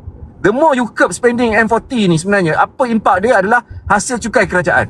Sebab dorang ni, pattern perbelanjaan dorang dapat 8,000 ke, dorang akan spend sampai habis. Ini benda yang kita kena tahu. Kan? B40 kurang. Okay, kita bolehlah buat jualan rahmah and what not semua benda. Dan saya nak cakap, ini bukannya saya nak hantam kerajaan. Ini pengalaman saya duduk dengan kerajaan, duduk dengan RHB dan buat semua benda ni semua on the table. Okay, saya bukanlah cakap kerajaan sekarang ni tak mantap dan sebagainya. Saya tahu kerajaan ni sekarang ni boleh mendepani. Cumanya kita kena cepat bertindak. Saya terkilan tu macam still slow sangat. Patutnya dah boleh dah orang kata mengatur betul-betul langkah. Kan? At least orang kata daripada sudut komunikasi, cakap je yang kita tengah explore a few tips. Kan? Dalam konteks macam mana kita nak menjamin bahawa all the numbers yang kita kecapi ni akan maintain. Paling kurang pun kita cakap kita akan terkesan, tapi keterkesan itu dalam jangka waktu yang pendek. Okay, sebab tu saya kata dalam konteks ini perlu restore the confidence. Satu, menjamin bahawa pendapatan dalam poket rakyat itu bila-bila masa saja diorang boleh ada kelebihan kewangan untuk kerajaan bertindak seterusnya. Kan? Saya tak nak nanti bila kata okey kita tak boleh next 2 months kita kata kita tak boleh kekalkan harga RM1.99. Kita kena naik RM2.05. Tapi rakyat fikir macam aku tak ada duit ni. Dan aku M40. Kan a few 100 is akan efek kepada perbelanjaan harian dia. Itu satu. Kedua, sebab tu saya kata announce je terus. Buat je. Siapa-siapa yang nak kurangkan duit EPF dia daripada 12 kepada 10% boleh buat. Terus. Buat macam dulu semua benda. So that hantar signal kepada rakyat bahawa okey, aku ada alternatif. If kerajaan buat something, dia punya next action plan is you dah ensure that rakyat dah ada dah dia punya kantong penambahan dalam poket dia. Okey. Faiz, nak tambah? Okey, sikit lah. Sebab tu lah, saya nak beritahu Tesla, jangan ambil kerajaan kalau tak ada blueprint pentadbiran ekonomi. Dia akan memburukkan lagi keadaan. Contoh Tesla kata, perikatan ambil masa COVID dan disebabkan oleh ambil masa COVID terpaksa mententeramkan gabungan parti yang sebenarnya tak sehaluan pun. Menyebabkan terpaksa offer jawatan timbalan menteri satu kementerian kementerian tu bukan yang crucial pun semasa COVID, tapi ada 3 menteri, 1 menteri, 2 timbalan. Itu memang sangat-sangat tak bijak dalam ekonomi, memburukkan lagi keadaan. Dan beberapa hari malam yang lepas saya jumpa timbalan menteri tersebut. Masa PN saya jumpa melepas Moreh berbincang, saya kata itu satu tindakan yang salah sebenarnya. Dah lah kita sedang krisis. Kerajaan pergi membazir, membina kabinet yang besar. Awak tai chi macam mana pun, itu satu markah yang sangat buruk kepada PN lah. Dan akan diulang-ulang supaya jangan repeat benda tu. Kita dalam keadaan krisis, jangan membazir. Yang PN kena fikir macam ni lah. Ingat tak masa Hamzah Zainuddin dibentangkan belanjawan alternatif masa belanjawan hari tu kan? Dia umum nak belanja besar. Tapi dia langsung tak perincikan hasil dari mana. Sekejap, saya nak kena celah. Okay. Saya nak kena celah. Saya bangkang bila Faiz kata tu belanjawan alternatif. Sorry. Saya terus. Okay. Tak apalah. Maksudnya bentangkan dalam parlimen, dan kebetulan saya ada dalam parlimen masa tu. Yelah, saya dijemput masuk kan. Apa ni, bentang apa ni? Nak belanja terlalu besar tapi hasil tak sebut. Macam mana nak bagi kepada kepimpinan macam ni? Bermasalah tu. Agak clueless di situ. Sebab kita, yelah, nak mentadbir negara ni tak semudah berceramah atas pentas ceramah dekat ni lah, tepi padang tu. Sebab nak mentadbir negara kena ada disiplin, ada kerangka, dan kita akan nampak kesan ekonomi kalau pentadbiran tak kena. Okey, nak baca ekonomi. Memang kalau bercakap dengan rakyat ni, dia akan membaca ekonomi dengan sentimen dia. Sebab dia mungkin tak ada kemampuan nak baca secara data. Tapi the moment awak boleh baca secara data, awak tahu kerajaan mana yang kompeten dengan kerajaan mana yang tak kompeten. Sebab kita akan tengok, oh ni lah the real effect ekonomi. Contoh belanjawan 2023 versi Perikatan Nasional. Untuk tahun 2023 ada 2 belanjawan tau. Perikatan Nasional ada Ismail Sabri, tapi lepas tu kalah PRU, PMX ambil alih, dia buat belanjawan baru. Okay, belanjawan versi PN, kalau study balik, dia ada nak belanja 5 bilion tau kepada perbelanjaan COVID. Baca balik, memang ada 5 bilion. Datang PMX, kenapa nak belanja 5 bilion tambahan ni? Pop, dikerat. 5 bilion tu baik simpan, letak dalam tabung, memang duit tu tak, kalau tak silap saya, 5 bilion tu datang daripada kumpulan wang amanah negara. Kumpulan wang amanah negara adalah tabung yang dibuat berdasarkan Akta 1983, tak silap saya, yang digunakan untuk menyimpan kekayaan petroleum, simpan dalam tu guna masa krisis. Sekarang ni krisis lah. Tahun 2023, kita dah tak ada sangat COVID. Tapi masih lagi Perikatan Nasional nak membazir 5 bilion. Datang PMX dikerat. Antara sebab saya tengok kemampuan PMX dia teliti bab membelanja. Itu karakter dia lah. Ada pro ada kontra. Tapi pro dia, kita menjimatkan banyak benda supaya bersedia untuk keadaan krisis. So, itu kriteria saya melihat kemampuan mentadbir lah. Okay. Bercerita pasal kita nak belanja lebih. Macam yang Abang Fairul kata, ada 2 cara. Fiskal ataupun monetary. Saya ni lah nak sebut teknikal sangat, takut orang tak nampak. Fiskal ni tentang belanjawan. Dia tentang menaikkan hasil. Nak naikkan hasil ada beberapa cara. Kutip cukai lebih. Tak mungkin lah dalam keadaan sekarang kutip cukai lebih. Itu bukan tindakan yang bijak lah. Tapi antara cara untuk menaikkan fiskal kita, untuk meningkatkan kemampuan belanja, ambillah hutang baru. Tapi ambil hutang baru, kita boleh disiplin ke laut lah. Ataupun kita ambil lah daripada simpanan. Tapi simpanan akan merosot. Itu kena timbang tara lah. Ataupun kita boleh menggunakan jalan monetary. Jalan monetary ni melibatkan bank negara lah. Cut OPR lah. Turunkan OPR supaya kuasa beli rakyat semakin meningkat, aliran semakin tinggi, aliran mata wang semakin banyak dalam pasaran. Tapi dia ada kontra juga. Bersedialah untuk inflasi naik mendadak. Cuma saya kata, macam yang Tesla kata, PH ni beruntung kerana ambil alih dalam keadaan yang tak krisis. Salah. PH mewarisi situasi makroekonomi yang mencabar. Kita PMX ambil alih dalam keadaan inflasi masa tu 4 ke 3%. Itu satu cabaran tau. 3 ke 4% itu dah tinggi tau. Tapi macam mana nak turunkan ke paras yang di bawah 2% ataupun 2%. Dan PMX berjaya manage ekonomi sehingga inflasi kita 1.2, 1.5, 1.6. Dalam keadaan pertumbuhan ekonomi kita 5.2. Itu satu benda indikator ekonomi yang sangat kuat. Kalau bentangkan dalam TikTok ni mungkin orang tak faham, tapi bentangkan dekat mungkin disiplin akademik, orang kata ini the best ekonomi. Sebab kalau awak study, saya memang saya melihat global economy, global situation. Ada negara yang tak mampu halang disebabkan oleh COVID, inflation dia tinggi. Habis COVID, inflation dia masih lagi tinggi. Dalam keadaan tak mampu push pertumbuhan. Malaysia berbeza. Inflation tinggi after COVID, selepas beberapa tahun kita berjaya turunkan sehingga ke paras yang 1.5, 1.6, tapi kita boleh push pertumbuhan. Itu memang markah A sebenarnya. Walaupun Dr. Sam kata markah ekonomi PMX gagal. Tak. Saya tak pasti Dr. Sam boleh baca tidak ekonomi. Okay, so nak cerita pasal, saya suka melihat macam ni lah. Perang ni, dia satu risiko, satu halangan, tapi dia juga membuka peluang sebenarnya. Peluang apa tau? Kenapa saya kata peluang? Okay, halangannya kos tenaga tinggi lah. Dan kita akan terpaksa spend tinggi untuk halangan kita, cabaran kita. Tapi dia membuka peluang. Peluangnya, masa ni lah fokus kepada domestik pengeluaran. Dah kalau kita selama ni mungkin bergantung dekat luar, okey sekarang ni disebabkan oleh situasi luar, fokus untuk naikkan domestik punya production. Contoh RM100 yang saya sebut tadi kan, macam kat umur Abang Faidul kata RM100 tu, yalah perbezaan pendapat ni dari segi pendekatan. RM100 tu kita letak dalam IC dan hanya boleh membeli barang daripada company yang hasilkan makanan. Itu saya setuju. Dan syarikat yang menghasilkan makanan tu pula, kalau boleh, biar dia berkembang pesat disebabkan oleh RM100 ni. Supaya syarikat tu akan jadi syarikat konglomerat, menghasilkan produk ayam, makanan sebagainya yang capailah objektif kita punya keterjaminan makanan. Syarikat tu pula boleh letak di bursa, dipegang oleh KWSP. Sebab kalau syarikat tu, syarikat milikan awam, dipegang oleh KWSP, itu milik kita lah. Bila company tu berkembang, dia boleh ekspor keluar. Biar syarikat tu jadi berdaya tahan, dia akan boleh hasilkan makanan ke tahap tertinggi. Bermaksud, dalam keadaan mencabar ekonomi, kita gunakan kebijakan fiskal, kebijakan monetary untuk hasilkan satu syarikat yang boleh menghasilkan pengeluaran makanan ke tahap tertinggi. Selesaikan masalah keterjaminan makanan. Daripada kita mungkin hadapi masalah kos tenaga, tapi disebabkan syarikat tu milik kita, buat dekat sini, boleh hasilkan kerja, meningkatkan produktiviti makanan, kita terjamin makanan kita. Melihat satu risiko, halangan itu sebagai peluang pun ekonomi sebenarnya. Itu sajalah. Baik, boleh tanya satu soalan ke? Boleh.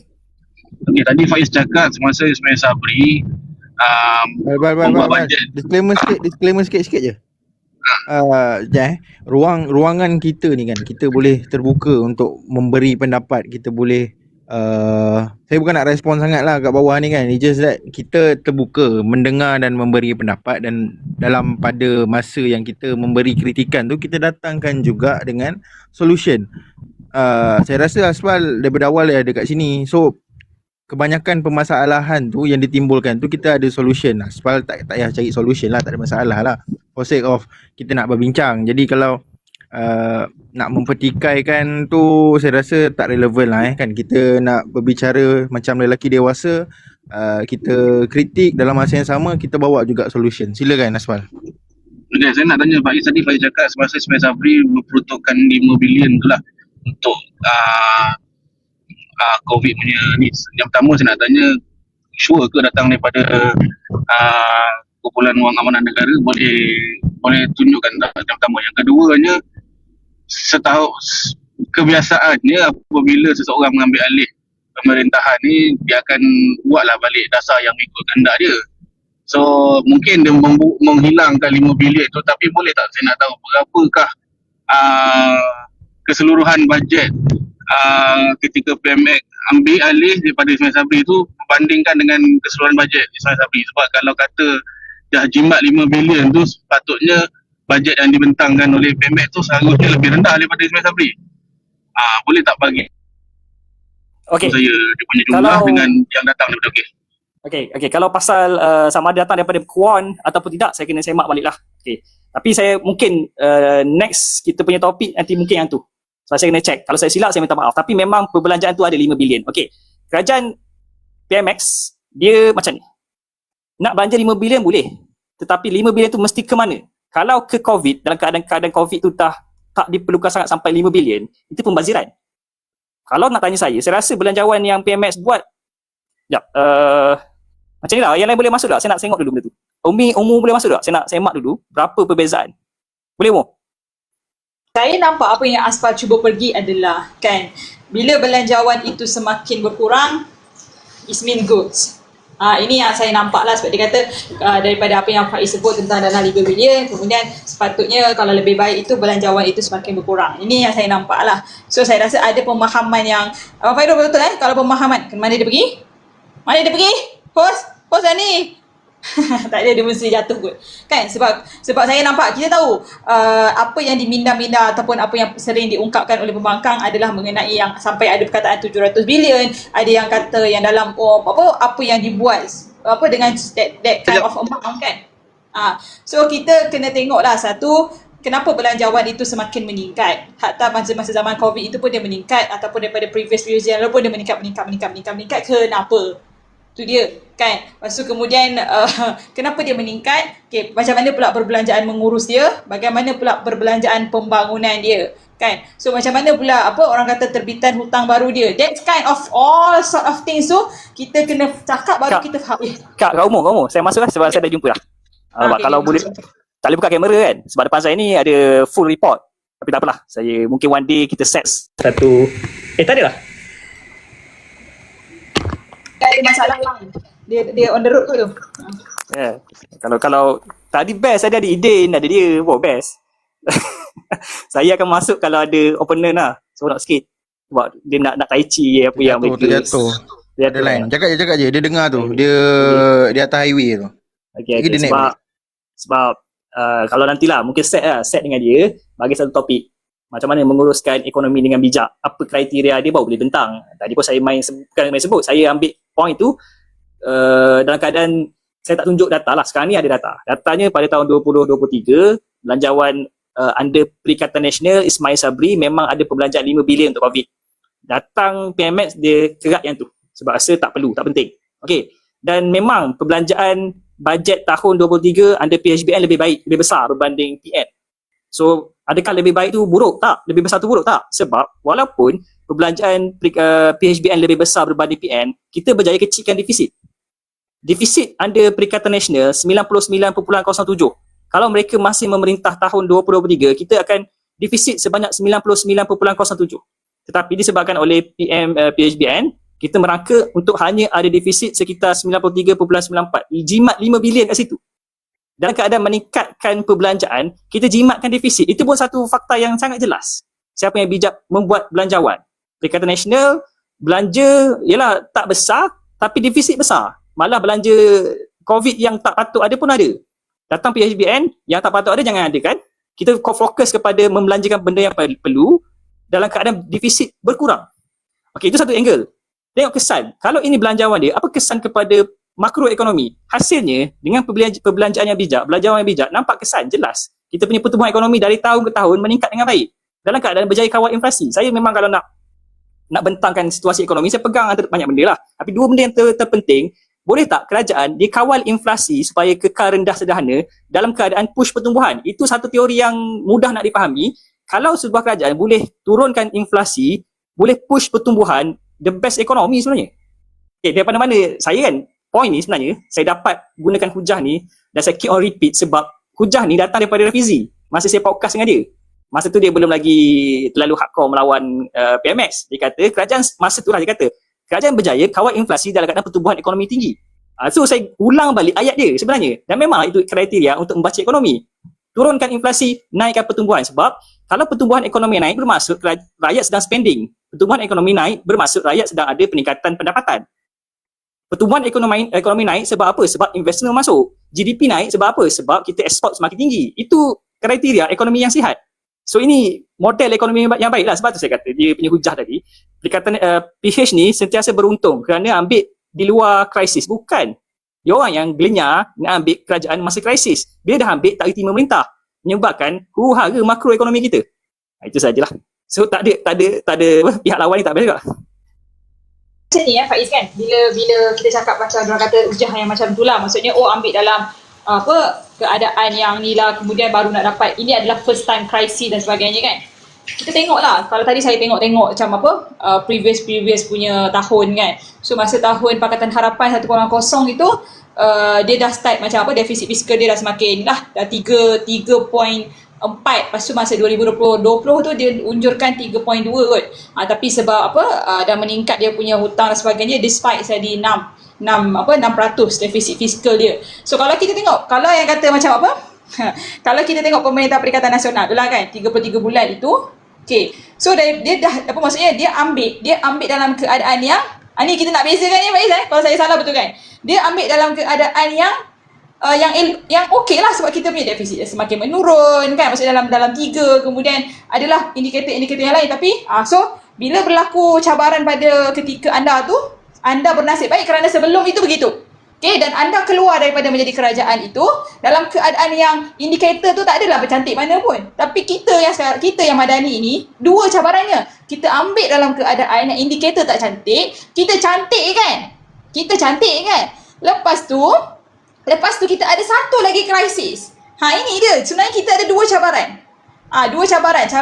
Satu cabaran sebenarnya boleh dikatakan kita dah lepas lah kan. Macam tu lah saya boleh cakap lah sebab kita dah berjaya cantik-cantikkan itu. And then kita ada lagi satu cabaran yang mana kita nak mengekal that kecantikan. Kita nak mengekalkan kecantikan itu. Ini yang mungkin cabaran yang lagi besarnya, nak kekalkan ini. Nak bagi tahu, okay, satu dah lepas. Yang kedua, cabaran minyak pula. So macam mana kerajaan rangka itu, macam tadi akhirnya Abang Fairul pun bersetuju dengan langkah mententeramkan itu. So, saya yakinlah mungkin seminggu selepas kita beraya kan, bukanlah seminggu, maksudnya kita raya mungkin hari sama ada Jumaat ataupun Sabtu kan, mungkin the next week. So saya rasa saya berfikirlah mungkin akan diumumkan lah kan apa langkah-langkah yang lain. Sekiranya nak bagi rakyat ni okey, balik kampung spend lah sikit tapi ucapan penjimatan tu dah ada. Tapi ucapan penjimatan pun saya tengok ramai orang berbelanja sakai belas malam. Kan maksudnya macam ramai masih rasa macam kata Faiz lah, tak rasa sangat sebab kita dapat minyak subsidi tu lagi. Kan kita tak rasa pergi pump RM3. Tak rasa. Kan? So dia rasa sebab langkah 199 tersebut, langkah naikkan budi madani tersebut kan, dan juga langkah-langkah bonus semua dia dah. So masih lagi tenteram. Mungkin lepas raya itu mungkin penekanan kepada, mungkin ada beberapa lah daripada segi macam Abang Fairul kata lah, langkah-langkah tu akan di-announce kemudian lah. Saya pun dah tengok dah Lim Guang Eng dah bagi dah buat penulisan kan, industri ni kena kurangkan cukai ke apa benda dah, saya dah nampak dah tu. Tapi saya rasa sebab momentum sekarang ni nak raya, saya dah fikir macam tu lah. So PMS dan PMO ke macam mana memikirkan, okay, relax dulu kan, okay, kerajaan buat kerja diam-diam dulu, nanti kita announce. Macam tu lah. Ya, Tesla tu. Dana seminit. Dana 5 bilion tu memang daripada KUAN, dah jumpa dah portal rasmi Kementerian Kewangan. Itu saja. Ya, itu betul lah. 5 bilion kan duit pada KUAN. KUAN ada masa tu 17 perpuluhan berapa entah. Lepas tu dia belanja 5 bilion untuk penambahan kepada vaksin tu. Ada orang provoke saya, kata saya U-turn. Saya tak U-turn. Saya kata, saya terus terang je menghantar signal tu adalah, yalah, kita kena berjimat semua benda. Tapi saya tak suka perkataan berjimat tu. Saya nak cakap perkataan yang patut sesuai adalah perbelanjaan berhemah. Okay, kalau you nak buat cost saving melalui tak buat raya ni, how much pun you dapat? Kita sebulan, kita kena tampung 3 bilion lebih. Berapa penambahan? Lebih kurang 2 bilion lebih berbanding dengan 700 juta untuk subsidi petrol saja. Kalau kita nak kekalkan. Kalau you tak nak buat duit, tak nak buat open house ni, how much pun you boleh saving pun sebenarnya. Kan? Sekali lagi, saya dah cakap dah. Dalam mana-mana krisis, kerajaan tak boleh nampak dia adalah, orang kata dia tak boleh curb the spending. Kerajaan tak boleh. Kerajaan ni bukan syarikat. Bila tengah ke ekonomi yang tak bagus, kita kena berjimat semua benda. No. Fungsi kerajaan dalam ekonomi ni jelas. Waktu dalam keadaan macam ni lah, kerajaan kena boost the economy, kena spend macam tu. Kalau tidak, berapa tahun masa global financial crisis tu, berapa banyak kerajaan Amerika spend untuk rakyat dia? Berapa lama, berapa tahun yang dia terpaksa buat zero interest rate kepada untuk rancakkan balik ekonomi dia. Saya tak U-turn. Saya nak cakap bahawa kerajaan tak boleh buat macam tu. Kalau you buat macam tu, buatlah. You nak hantar signal kat orang, boleh lah. Tapi dia tak menyelesaikan masalah berapa banyak yang you kena save tu untuk petrol RON95 kekal kepada RM1.9 sen. Tapi untuk menunjukkan menghantar signal, dipersilakan. Tak ada masalah. Tapi you tak dapat apa-apa pun. Kalau macam sekali lagi, maaf Faiz kata okeylah 100 juta tu boleh ni semua benda. Still, dalam ekonomi dia tak boleh one off. You still kena konsisten memenuhi poket rakyat. Kalau you buat benda macam tu sekarang, macam saya kata tadi, you terus automatic buat daripada 12, buat macam global financial crisis, buat macam COVID daripada 12 kepada 10 atau kepada 8, semua benda. Bila you nak 2 bulan selepas ini, you nak naikkan daripada RM1.99 kepada RM2.05, rakyat dah tahu dah hantar signal kepada otak dia, tak apa, aku dapat berjimat sebab bulanan aku ada bertambah, sebab aku dah potong EPF aku daripada caruman 12% kepada 8% sebagai contoh. Inilah saya kata. Sebab tu saya kata sekarang ni itu tindakan yang perlu jelas diadakan. Kan, okeylah, saya boleh bagi tempoh sebab saya satu benda je. You pergi mana-mana study pun, apabila berdepan dengan krisis, apabila orang membuat pakar ekonomi, membuat post krisis ni semua benda, satu je signal yang you kena hantar bahawa every government kena react positively dengan cepat. You terlambat, dia akan menjejaskan you punya growth dan kemungkinan you akan berdepan dengan technical recession dan sebagainya. Technical recession ni apa? Maksudnya dalam fourth quarter tu ada satu you negatif. But I don't think so.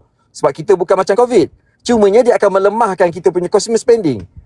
Kan? Tadi kita kata kita nak kekalkan kita punya unemployment rate. Kita nak kekalkan kita punya negatif at least above 4.5% daripada jangkauan ataupun orang kata angka-angka yang telah dipredik. kita nak kekalkan benda macam tu. Then you react now.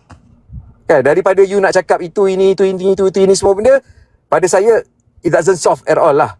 Cumanya kalau nak hentam saya orang PN ke, nak hentam saya ni dah macam Rafizi ke, saya terbuka. Kan, to me saya tak nak menipu dengan ilmu dan pengalaman saya. Terima kasih. Saya okey je dengan point tu, betul tak? Dia macam ni, saya lebih suka ruang macam ni, dia lebih kritikal. Okay, saya pun tak nampak angle tu. Saya ingatkan penjimatan 100 tu memberi impak yang besar. Bila abang sebut macam tu, betul lah tu. Cuma saya memahami dari sudut pandang PMX. PMX ni dia seorang yang, yelah, ada point juga. Dia adalah seorang yang sastra, sosiologi. Dia sosiologi. Pemikiran orang sosiologi, dia memikir tentang manusia. Kalau kita hantar mesej berjimat, dia boleh echo kepada semua tempat. Kalau pusat berjimat, yang lain juga berjimat. Berjimat bukan bermaksud tak berbelanja. Berbelanja pada benda yang lebih kritikal. Sebab sekarang ni memang masanya untuk menyusun balik perbelanjaan. So dari sudut pandang PMX, nak hantar signal, walaupun 100 juta tu tak besar dalam konteks berbanding perbelanjaan penuh kerajaan, tapi dia still satu signal, itu saja.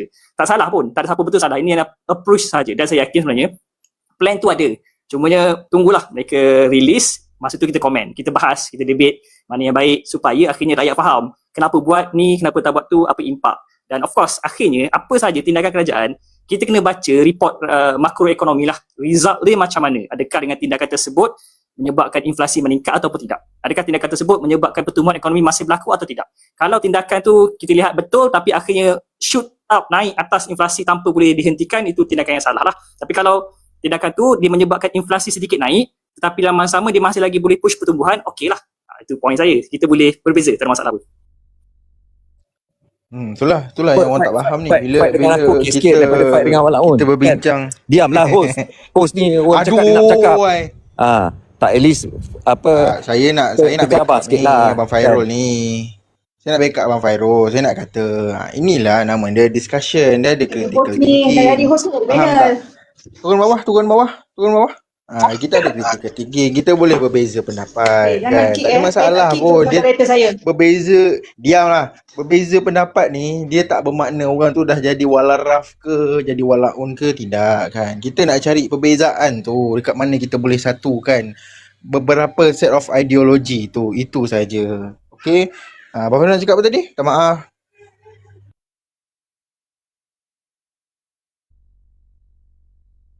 Inilah, saya memang menunggu sebenarnya.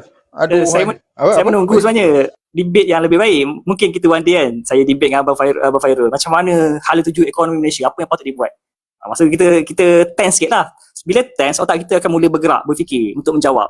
Sebab saya mengharapkan opener tu datang daripada Perikatan Nasional atau PAS. Sampai sekarang saya tak jumpa lagi mereka yang boleh kritikal sangat. Semuanya bermain surface saja, bermain sentiment. So sebenarnya sebab itulah dalam konteks berparlimen pun kita memerlukan pembangkang yang ada kemampuan. Kalau pembangkang pun cakap tak reti. Pembangkang pun bawa isu anjing dekat Parlimen Langkawi, macam mana? Pembangkang bawa apa?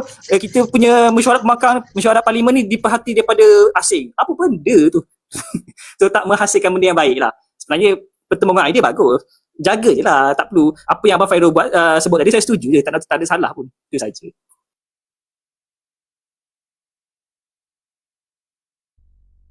Okey.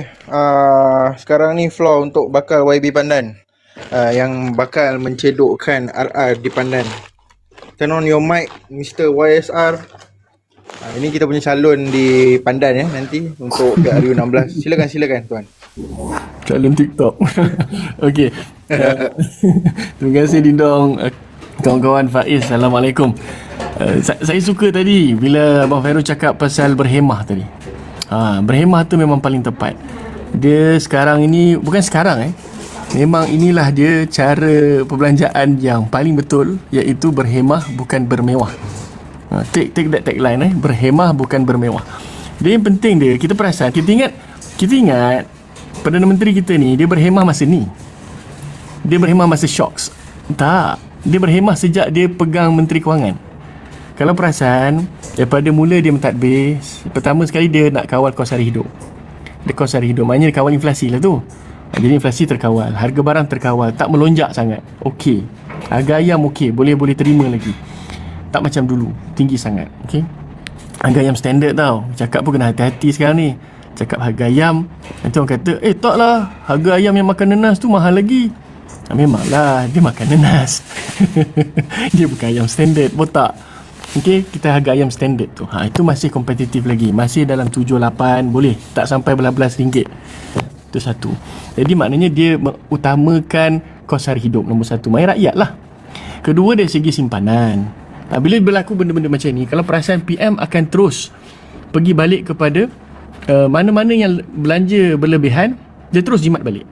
Kalau perasan sejak PM jadi Perdana Menteri Anwar Ibrahim ni, berapa banyak program raya yang dia dah berapa kali dah dia kata. Contoh sambutan-sambutan tahun baru. Dia tak nak sambutan tahun baru, dia cakap. Sebab keadaan rakyat masih lagi resah. Apa sambut tahun baru? Sudahnya jadi majlis munajat semayang je. Tak ada sambutan tahun baru. Kedua, bila ada peluang macam contoh ada berlaku insiden kan, kemalangan di Batang Kali, tanah runtuh. Jadi kita berkabung, kita sedih. Maka tak ada sambutan-sambutan. Dia akan kurangkan lagi pembelanjaan.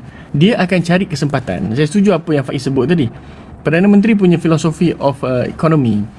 Dia akan cari kesempatan untuk belanja berhemah. Apa cara sekalipun. Ada shocks, any potential shocks, kejutan yang berlaku pada ekonomi kita. Maknanya tiba-tiba harga barang naik, tiba-tiba rantaian pembekalan terganggu. Sebarang keadaan ni begitu, dia akan kembali balik. Sebab itu kita boleh tengok kenapa saya kata Datuk Seri Anwar Ibrahim ni membina daya tahan ekonomi ni sejak awal.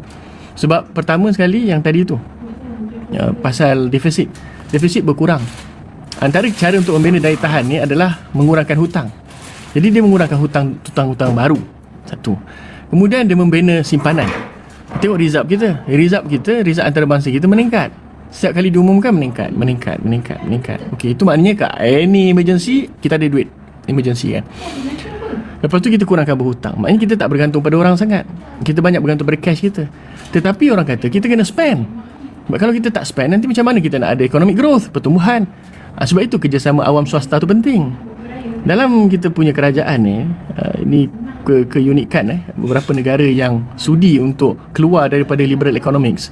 Kita ada GLCs, GLICs, National Oil Company. Kerjasama ni menyebabkan pelaburan mereka juga membantu dari segi pertumbuhan ekonomi negara.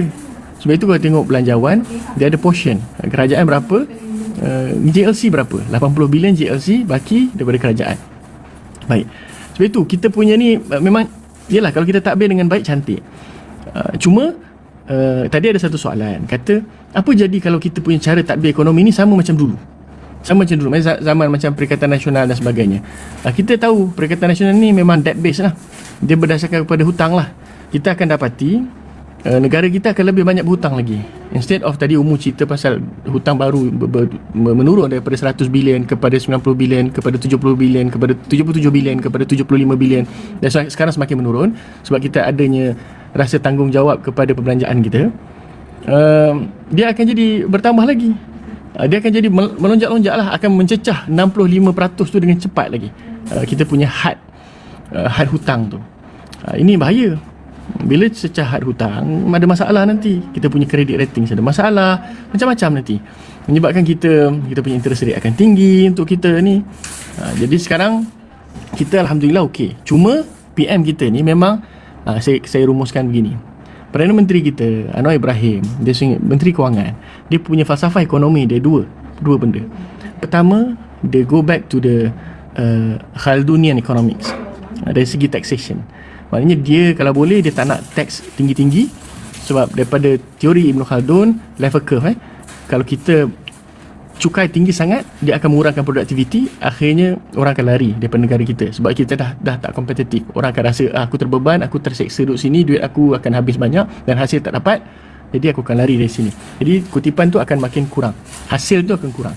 Jadi dia tak pro to the high tax rate, tetapi nampak gaya dia pro kepada broad tax base, yang mana dia akan pelbagaikan jenis cukai yang bersesuaian supaya lebih banyak orang dan lebih besar lagi. Tax ni tak naik maknanya produktiviti terus bertambah, tapi hal-hal yang macam contoh hal-hal mewah itu akan dicukai.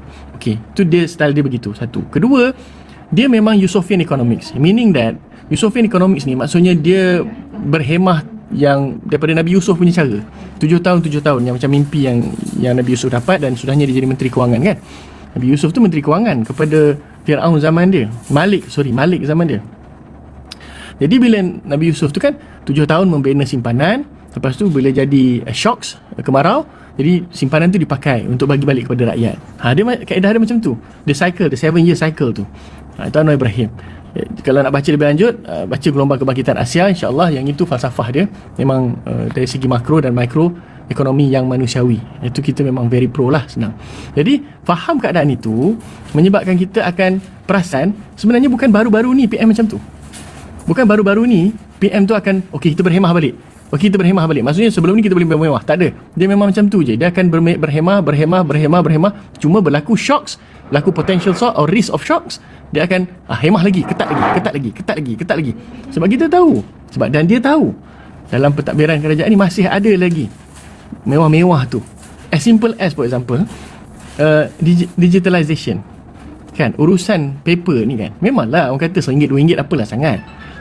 Tapi kita dah ada digitalization, kita dah pernah survive PKP, MCO dengan hidup digital, digital signature dan sebagainya, tak perlu print. Jadi dia bagi arahan lagi baru sebelum cerita pasal minyak ni, dia bagi arahan lagi, dia kata semua kena digital. Arahan tu sampai sudahnya, semua kena pro digital, PDF dah tak payah print, dah tak payah folder lebih-lebih sangat. Itu satu. Dia pergi ke situ balik. Betul, dia nampak peluang. Okey, ini boleh work from home ni, boleh bekerja dari rumah ni, kurangkan perbelanjaan. Bangunan-bangunan kerajaan ni tak tahulah berapa banyak bangunan, tapi setakat 2 yang kita pergi, sejuk bukan main lagi aircon. ST menetapkan aircon yang paling efisien dah 24 degree darjah Celsius. Kalau pergi rasa macam terkenang-kenang belajar luar negara, sejuk bukan main. Rasanya 18 kot dia push. Jadi dia orang salahkan, ini centralize dah ni. Kau centralize apa? Dah rasa macam aku terpaksa keluar untuk dapatkan matahari macam apa. Jadi ini pun kena buat juga. Work from home. Kan antara arahan daripada KSP tu, betul lah. Atas tu dia kata tak ada Aidilfitri, tak ada pergi luar negara kecuali yang wajib. Tapi bawah tu apa? Jimatkan tenaga. Nampak tak bawah tu? Dia ada lagi jimatkan tenaga bawah tu. Jadi aku nampak lah dia punya pendekatan ni memang membina daya tahan tu betul, dan mula belanja dengan berhemah. Itu basic untuk faham. Tapi kalau kita kupas dia akan jadi yalah panjang lah kan. Itulah dia yang aku dapat gambaran. Ya kemungkinan boleh macam KWSP kata nak pakai tu, silakanlah, akaun 3 pun ada kan. Tapi kena ingat apa tujuan akaun 3 tu dibuat. Akaun 3 dibuat supaya kita tidak pergi berhutang. Akaun 3 dibuat supaya kita tak pergi kepada personal loan yang dia punya interest rate lebih tinggi, lebih yang kita sanggup kan pergi ke situ. Jangan. Lebih baik pakai akaun 3. Dia tu tujuan dia. Jangan pula guna yang bukan-bukan. Okey? Itulah. Okeylah, secara keseluruhannya tu rasanya setakat ni memang banyak idea lagi kita boleh buat. Cuma sebabkan kita ada sampai Mei, satu lagi last. Bekalan minyak kita bukan by Mei tu habis. Bekalan minyak kita bukan by Mei tu habis. Dia kata sekurang-kurangnya Mei. Maknanya sebenarnya macam Vero cakap tadi, dia ada worst case scenario, dia ada best case scenario. Dia ada yang okey lah, dia tengah bagi worst case ni. Faham tak? Dia bukannya habis terus. Itu kita kena very teliti dengan perkataan-perkataan yang digunakan, sebab PM kita tahu PM adalah orang yang teliti dari segi perkataan yang digunakan. Okey, itu saja. Saya rasa alhamdulillah, insya-Allah kita boleh mengharungi ni. Tapi itulah, kalau sempat beli baju raya jangan beli banyak-banyak. Beli satu ataupun pakai yang lama, yang terbaik. Itu sunnahnya, pakai yang terbaik. Assalamualaikum. Abang Fairul, don't comment or the reply. Okay. Sila. Mana Aspal? Tadi kata 15 minit. Ni dah 18 minit. Satulah host satu benda lah untuk kita, saya dah cakap dah tadi. Saya menggunakan terma everyone need to bite a bullet. Okay. Satu, kita kena tahu bahawa kalau kita buat hutang baru ni tak ada salah as long as kita punya growth. Waktu tahun apabila zaman yang kita menjadi kerajaan perbankan 2008 tu, kita marah rejim Najib ni buat hutang bukannya sebab apa? Sebab hutang tu ke mana? Apa perbelanjaan hutang baru kita buat tu? Kita meningkatkan daripada 35% waktu itu, naik kepada 40, naik kepada 55. Okay? Dan apabila kita kepada COVID, semua benda kita naik. COVID tu tak apalah, one off saja semua benda. Tapi kita kena tafsirkan juga untuk daripada sudut orang kata boost the economy ni. Kalau kita buat hutang baru tak ada masalah pun kan, as long as kita ada growth. GDP kita okey, kita emerging markets kan, tak ada masalah pun. Kita punya consumer spending pun getting better and better every year. So tak ada masalah on that. So jangan kita terapkan bahawa kalau kita buat hutang baru ni satu dosa besar dan sebagainya. Yang kita marah dulu ialah bila kita buat hutang ni pasal YMDB yang tak mendatangkan hasil, yang ada ketirisan dan sebagainya. Itu kita kena maklum, right? Apa lagi yang nak semua benda. Sebab itu saya kata benda ini boleh menjadi satu, orang kata, reset kepada kita mempercepatkan apa yang patut kita percepatkan. Okay, contohnya kalau kita nak menggunakan tenaga baru, so apa langkah-langkah? Mungkin ada zero tax dan sebagainya, kan? Sebab benda ni pun kita tahu by 2050 memang kita nak seangkatan dengan global punya, okay? Zero energy kepada zero oil energy tak apatah dia punya tu tahun 2050. So kita ada berapa tahun je lagi. So kita percepatkanlah. Kan, cumanya reaksi dia Zero energy, bukan carbon free. Carbon free lah, sama lah tu. Zero carbon. Okay. Kalau NETR ke apa semua tu jangan banggang umur sebab dia dulu penyokong Rafizi. Dia tahu dia semua benda ni dalam kepala dia. Jangan salah ayat. Sila terus. Okey, jadinya sama je. Saya ulang suara balik. Saya ni tak adalah minta kerajaan ni untuk keluar pengeluaran khas semua benda. That one is totally bullshit lah, jujur saya kata. Cumanya reaksi tu kena lebih mantap dan cepat. Saya tahu Datuk Seri Anwar mampu berdepan. Saya bersetuju dan saya yakin bahawa kerajaan Madani ni, pakar-pakar di belakangnya semua benda memang sehaluan untuk memperbetulkan ekonomi rakyat Malaysia, manusiawi dan sebagainya. Saya bersetuju. Okay, tak ada masalah on that. Dan saya yakin, dan kalau kita tengok pun daripada data-data ekonomi, zaman kerajaan Madani ni dah semua kepada ekonomi sosial berjaya dilunaskan.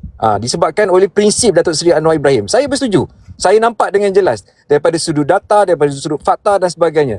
Sebab itu kalau kita lihat, bila kita target 2030 untuk kita punya pendapatan berdasarkan KDNK kita, ada beberapa pakar ekonomi kata kalau Malaysia boleh konsisten macam ni, by 2028 kita boleh achieve $15,000 kan, sebab kita punya perubahan struktur ekonomi, kita ada TVET dan sebagainya, semua kita boleh awal lagi daripada jangkauan yang ditetapkan. Bagus. Okay, tak ada masalah on that. Cumanya dalam isu ini, satu benda yang kerisauan saya adalah diperkatakan juga oleh semua pakar-pakar ekonomi adalah supply disruption. Bila supply disruption tu, inilah yang kita kata macam apa next untuk Malaysia ni? Kita kena berdepan dengan benda ni. Setakat harga minyak naik 120, 130, kita pernah berdepan. Tak ada masalah. Tapi supply disruption ni, inilah orang kata bila dia runcit sikit semua benda, dia akan menjadi gelombang yang besar yang akan mengacaukan rantaian nilai, orang kata, aktiviti ekonomi termasuk Malaysia. Tambahan pula kita ni banyak produk-produk berasaskan petroleum. Dekat sinilah yang saya nak nampak lebih jelas. Kan, walaupun orang kata macam still on the sketching board lagi, baru lagi ni semua benda, yes, saya boleh terima. Cumanya saya punya pendapat bahawa kita perlu address benda ni secara pantas dan tuntas. Terima kasih. Abang Fairul punya pendekatan daripada segi macam pemakluman kepada public is more on the aggressive side lah. Maksudnya macam kita nak tengok selain daripada ni apa yang buat daripada segi that kind of kerangka ekonomi itulah, daripada segi that chain lah, semua tu lah, rantaian itu semua. Sebab kerana Abang Fairul ni dia terlibat lah, maksudnya dia punya pekerjaan itu memang dah dalam situ. Tapi macam kalau saya pula dia dalam kerangka Nurtizon kan. So kerangka Nurtizon tu kerangka yang macam nak berhari raya. Okay, nak bergedik-gedik raya dulu. So dengan pemakluman tersebut, hey you main game sana. Kan, pemakluman tersebut dia sedikit sebanyak buat masa sekarang ini dia tak terfikir sangat lah, sebab kita nak sibuk nanti nak buat rendang dan sebagainya kan. Cuma saya nak tambah lah, saya rasa juga pada masa tadi Abang Yasir kan, it's very good point untuk kita jelaskan kepada kepada rakyat juga. Satu tadi kita cakap mengenai yang kita memang dah mendepani lah ujian, bukan ujian yang pertama, kita dah ada ujian yang pertama, ni ujian yang kedua lah. Cuma saya bila Abang Yasir cakap macam tu kan, sebenarnya kita dah bermula penjimatan ataupun berhemah itu daripada awal kan. Sama juga bila kita recap balik lah, saya rasa benda tu kena maklum balik tau, supaya netizen ni dia alert balik. Biasalah kita kena maklumkan lagi dan lagi. Contohnya saya rasa, saya kira masih lagi kan Abang Yasir, menteri-menteri ini, menteri saja ke ahli parlimen yang gaji mereka ditolak 20%. Masih lagi kan? Masih. Dan juga Anwar Ibrahim as a Prime Minister sendiri masih lagi tidak menerima gaji, tidak ambil gaji selaku Perdana Menteri lah. So ini pun dah, maksudnya Awal tu pun dah buat dah macam ni kan. So dan saya harap mungkin kenyataan yang kenyataan susulan tu highlightkan lagi. Okay, kita meneruskan supaya orang sedar kita bukan sahaja dah bermula sekarang, kita dah bermula daripada dulu. So mungkin perkataan yang dipilih itu supaya kita Siapa tu? Siapa tadi? Host ke?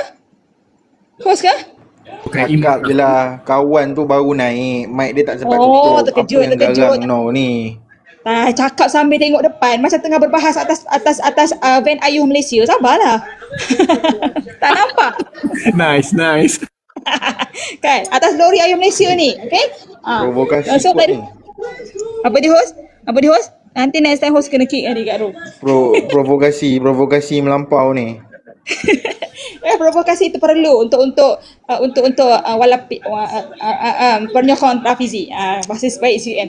So jadi saya kira sambil kita lah orang-orang kerajaan juga kita highlightkan that point lah, sebab orang sekarang ni kalau naratif pembangkang ke naratif diorang tu selalu macam ekonomi tak bagus, maksudnya dia tak tahu pun ekonomi bagus ke tak bagus. So kita highlightkan lah benda-benda yang sebenarnya kita hadapi, kemudian kita achieve sekarang ini, dan apa sebenarnya dalam tempoh itu sehingga sekarang pun yang kata penjimatan open house tu, sebelum kita jimat open house tahun ni pun macam Abang Yasir kata, sebelum ni pun dah jimat dah pasal open house ni. Tapi jangan risaulah korang open house ni, yang orang yang suka pergi makan ni. Saya yakin kerajaan negeri pun dia tak adalah terikat kan, sama ada dia nak sambut ataupun tidak. Tapi macam contohnya Dr. Sam, kita provokasi lebih lagi ya. Dr. Sam dia menyambut lah. Tu mungkin kerana dia tak ada duit kan. Negeri Terengganu ni tak ada Dia duit. memang bangkah lah Saya kan, saya cakap, saya memang nak bantah 100% lah. Saya bukannya tak suka perkataan memang 25% gaji menteri dipotong dan sebagainya. Saya tak ada masalah. Alhamdulillah, benda yang bagus. Okay, kalau kita bercakap dalam konteks itu kerajaan berjimat sewaktu tanpa krisis ni, saya bersetuju. Kan, tapi saya cakap sekali lagi, terma yang sepatut digunakan adalah perbelanjaan berhemah. Maksudnya daripada penjimatan itu, jangan cerita kerajaan ni berjimat. Itu hantar wrong signal kepada semua pakar-pakar ekonomi. Kalau tidak host, kenapalah apabila negara-negara global ni berdepan dengan krisis, dia akan buat stimulus package. Sebab apa? Itu kerajaan berbelanja. Dan itulah yang menentukan. Faiz boleh bersetuju dengan saya. Betul tak Faiz? Kalaulah GFC itu dulu, berapa seluruh dunia? Kalau Greece itu yang nak bankrupt tu buat stimulus package, pinjam situ, pinjam sini, semua benda. Supaya apa? Supaya merancakkan ekonomi. Host, kenapa Abang Duka ni tak saya belum habis cakap lagi host. Host berat sebelah. Lawan lah apa lagi? Saya tak bangkang pun Abang Duka ni host. Saya bersetuju. Okey. Tapi adakah dia Sila. menggunakan macam Pakcik immunity umur? Tak ada. Sabar ya. Sabar, jangan marah. So, apa tadi? Dia memang gunalah benda-benda macam tu. Saya sebab tadi saya tengah provoke Dr. Sam ni, tiba-tiba Abang Duka FNCR mencelah time saya nak bagi provoke dekat pembangkang ni host. So saya cakap open house tu, pembangkang tu Dr. Sam tu dia tak buat kan, sebab yalah kita tahu Terengganu bagi bonus pun 500 kan. So tapi tadi saya rasa saya ada baca lah negeri mana tah, Johor ke mana tah yang dia akan buat open house. Melaka. Melaka. So Melaka dah cakap nak buat open house. Sarawak kan? So sama kan? Sarawak pun tak ikut kan? Sarawak pun tapi maksudnya adalah, maksudnya yang PMX cakap itu adalah daripada agensi kerajaan, JLC dan JLIC kan. So korang desak lah Amiruddin, korang desak lah Sanusi buat. Desak lah siapa-siapa menteri besar yang lain. Makan lah, tak ada masalah. Korang buat open house kat rumah korang pun tak ada masalah. Okey, terima kasih. Itu sejenis provokasi ke? Macam tak berkesannya. Abang Iman, sila. Assalamualaikum bos dan semua. Okey, saya nak bagi uraian lah sikit tentang apa yang Duk cakap tu. Memang betul lah. Kerajaan dia ada dia punya misi dia lah. Dia akan, kita serah je lah pada pakar-pakar ni. Pakar ekonomi ada, pakar perancang ada. Kita memang orang kata menyokong penuh lah di bawah PMX. Tahulah dia nak menguruskan tentang apa krisis yang terjadi ni. Saya yakin PMX dia ada orang dia boleh apa orang kata apa, menerajui lah kerajaan ni. Okey, dari segi rakyat, kita ni sekarang ni tengah mood raya. Okey lah, kita pun tahu PMX pun dah bagi penyarangan supaya kita ni berbelanja, bercermat-cermat, berhemah kan. So kita jangan lupalah sebagai kita rakyat kan. Kita tak peduli ekonomi tu naik turun ke, kadang-kadang rakyat dia tak tahu. Dia tahu dia dapat apa yang dia dah dapat ni, okey lah. Dia maintain lah kan. So kita menyokong penuh lah apa usaha kerajaan lama ni. PMX pun dah menasihat rakyat supaya berbelanja, berhemah kan. Maknanya berjimat cermat dah tu. Dalam Islam pun kita nekankan benda tu, walaupun bukan masalah krisis ke apa, kita kena berjimat cermat. Janganlah orang kata apa membazir tertentu pasal nak meraihkan raya ni. Memanglah sehari dua tu kita tengok memanglah adalah belanja sikit kan, takkan tak belanja langsung. Kita pun tahulah, tapi orang kata bersederhana lah. Dalam Islam kita bersederhana dari semua segi, baik kewangan, dari segi tingkah laku kita kan. Tambah-tambah di bulan Ramadan ni, bersederhana lah. Itu je lah bos, pendapat saya. Bos, saya nak tanya soalan boleh? Baik, terima kasih. Saya nak tanya soalan kepada Faiz, Umu dengan YSR lah. Kita bincang secara ilmiah. Okey. Sekali lagi, Faiz tadi cakap dia pun bersetuju bahawa kerajaan perlu tengok balik, review balik perbelanjaan ataupun belanjawan 2026. Sebab saya rasa akan terkesan. Sedikit sebanyak Allahuakbar, saya pun tak access lagi. Cumanya kalau kita tengok bahawa anggapan kepada belanjawan 2026, harga minyak US dollar 66 ataupun 67, saya tak ingat angka dia, tapi 60 lebih lah. Daripada situlah kita dapat mengutip cukai dan sebagainya semua benda. So, itu akan memberi kesan, of course, kepada pendapatan dan juga perbelanjaan. Kita faham. Okay. Kedua, apa langkah seterusnya? Kita kena tahu juga bahawa, kita tengok 2026 visit Malaysia ya. Antara bulk of pendapatan kerajaan waktu itu adalah melalui kepada visit Malaysia 2026. Sekarang ni harga kapal terbang semua dah naik dah. Akan merencatkan jumlah pelancong yang akan datang untuk visit Malaysia 2026. You nak cakap work from home, apa kesan kepada produktiviti? Kan? Ini pula bila work from home semua benda, kita kena tahu. Duduk rumah, pasang aircon, buat kerja semua benda. Sama juga. Kan? Elektrik juga pakai juga gas. Harga pun melambung dan sebagainya. Melibatkan poket rakyat. Sebab tu saya kata benda ni penting, bukan tak penting. Bukanlah saya bersuara ni macam nak runtuh dunia ni, bukannya nak hantam kerajaan. Cumanya saya nak minta langkah proaktif, itu je. Supaya kita sama-sama ni, saya, Faiz, Umu ni boleh kita terangkan. Okay, kerajaan tengok dengan cepatnya membuat keputusan bla bla bla bla bla bla. Barulah kita rasa macam kita ni antara yang terbaik kan dalam Pakatan Harapan ni. Itu saja. Kena panggil Pak Cik ni. Saya kena panggil bengong ni host. Saya kena panggil bengong. Assalamualaikum. Sila Nadi. Waalaikumsalam Nadi. Menarik perbincangan petang ni, yang mana saya bersetuju dengan semua pendapat. Bahawasanya yang pertama, the basic principle as a government untuk intervene buat dah whatever lah. Nak buat Wow, kenapa dia English ni host? Host, ini sudah luar tabiat Ustaz host ni. Diam. Bagi dia cakap.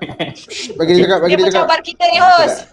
Okey, untuk kerajaan nak buat intervensi terhadap negara bagi menepani isu-isu yang melibatkan kegawatan ekonomi ni, saya rasa yang pertama sekali saya bersetuju bahawa perlu tindakan yang sangat proaktif, kerana isu yang melibatkan kegawatan kali ini dia tak sama seperti mana berlaku krisis-krisis yang sebelum ini, terutamanya satu COVID pada tahun 2008 dan sebagainya, dan kita pernah mengalami satu kenaikan harga minyak. Tapi kita harus faham kenaikan harga minyak pada ketika itu dia tidak melibatkan ancaman terhadap pengeluaran minyak. Hari ini apa yang berlaku di Asia Timur Tengah itu ialah melibatkan satu kemungkinan minyak-minyak itu akan terjejas penghasilan dan sebagainya, ditambah pula dengan masalah pelbagai masalah lah kita katakan yang melibatkan harga minyak naik. Dan hari ini sekurang-kurangnya kita sebenarnya sudah pun terjejas. Sebab apa yang terjejas? Pertama, kita dah tengok harga minyak naik. Walaupun warga negara masih lagi menikmati 1.99, tapi it still menunjukkan bahawa harga minyak naik dan itu adalah satu petanda yang tidak baik sebenarnya. Jadi saya bersetuju bahawa satu tindakan proaktif memang perlu diambil oleh kerajaan. Ini bukan satu benda yang main-main. Cumanya, dalam pada waktu ini saya rasa dan saya berpendapat bahawa tindakan kerajaan adalah untuk tidak mempanikkan rakyat. Itu satu benda yang kita Lagi sekali? Apa? Mempanik. Mencemaskan. Memanikkan rakyat. Memanikkan rakyat, mencemaskan rakyat. Saya rasa ini adalah satu benda juga yang kita perlu lihat. Kerana kita harus akur dan kita harus terima bahawa sejak daripada tahun 2023 kita tidak lagi berdepan dengan krisis bekalan barang-barangan asas ketika mana musim perayaan. Termasuklah Raya Cina baru-baru ni, dan ni nak masuk Raya Puasa seminggu lagi, kita masih lagi belum dengar harga ayam naik sampai RM10, RM13 sekilo dan sebagainya, yang meresahkan pihak pembangkang seperti mana Tesla cakap tadi, aku tunggu harga ayam naik, tapi Alhamdulillah seminggu lagi nak perayaan pun harga ayam belum naik. Dia jual ayam ke? Okay, so maksudnya dekat sini saya faham keresahan pihak-pihak yang memandang ekonomi perlu dilakukan dengan segera dan sebagainya. Tapi sebagai pemerintah saya rasa kita harus juga adil dalam memikirkan soal panik dan sebagainya. Saya rasa dah ada beberapa negara kita tengok berita dah ada panic buying dan sebagainya. Kalau sebelum ni COVID pun ada panic buying, kita tengok kan. Itu adalah salah satu kegagalan kerajaan mengawal emosi rakyat dan sebagainya. Hari ini kita tengok rakyat masih lagi tenang, tak buat panic buying. Kalau dulu harga minyak nak naik, kita dengar penuh dah sesuai minyak. Tapi hari ini pun masa harga minyak naik tu tak ada lah, panik gila-gila. So jadi saya rasa kerajaan pun mengambil perkara tersebut supaya rakyat bertenang. Tapi dalam masa yang sama, mesej kepada rakyat itu bahawa dalam tenang-tenang kita ini janganlah kita berbelanja boros. Saya rasa benda itu bukan satu benda yang utama untuk dibincangkan, sebab dia hanyalah mesej kepada rakyat. Kita tak mahu peristiwa seperti mana masa COVID itu hari berulang, di mana tak silap saya RHB pernah mengeluarkan satu data bahawa apabila rakyat mendapat KWSP, apabila rakyat mendapat moratorium dan sebagainya, hampir berapa puluh persen, 80%, lebih 80% rakyat berbelanja dekat perkara-perkara yang bukan keperluan. Dan ini adalah satu petanda yang tidak baik berkaitan dengan pemikiran rakyat lah. Maksudnya pemikiran rakyat pada ketika itu, apabila kerajaan tidak buat satu intervention terhadap bagaimana rakyat nak berbelanja, itu juga menjadi satu masalah sebenarnya. Jadi ada banyak masalah yang terungkai. Ada banyak masalah yang akan mendatang pada masa hadapan. Jadi saya rasa step by step itu should be taken. Tapi dalam masa yang sama, saya rasa perlu juga proaktif untuk menyelesaikan perkara ini once raya itu dah lepas. Tak mahu nanti lepas raya pun rakyat masih lagi terawang-awang apa plan kerajaan. Dan rakyat, bagaimana kita nak mengajak rakyat supaya menyusun kita punya kewangan bagi menepani perkara-perkara yang sebeginilah. Di samping perkara-perkara asas seperti mana kita harus fokus kepada bagaimana tenaga itu yang kita nak tukar daripada minyak pergi ke elektrik dan sebagainya, tenaga hijau dan sebagainya. Yang tu saya rasa perlu diberi perhatian untuk bertindak secara lebih agresif. Jadi dalam masa yang sama, saya nak landing dah. Satu lagi, PM dah umum bahawa kalau raya hari Sabtu, Jumaat itu akan public holiday. Kalau raya hari Jumaat, Isnin tu akan tambahan public holiday. Terima kasih.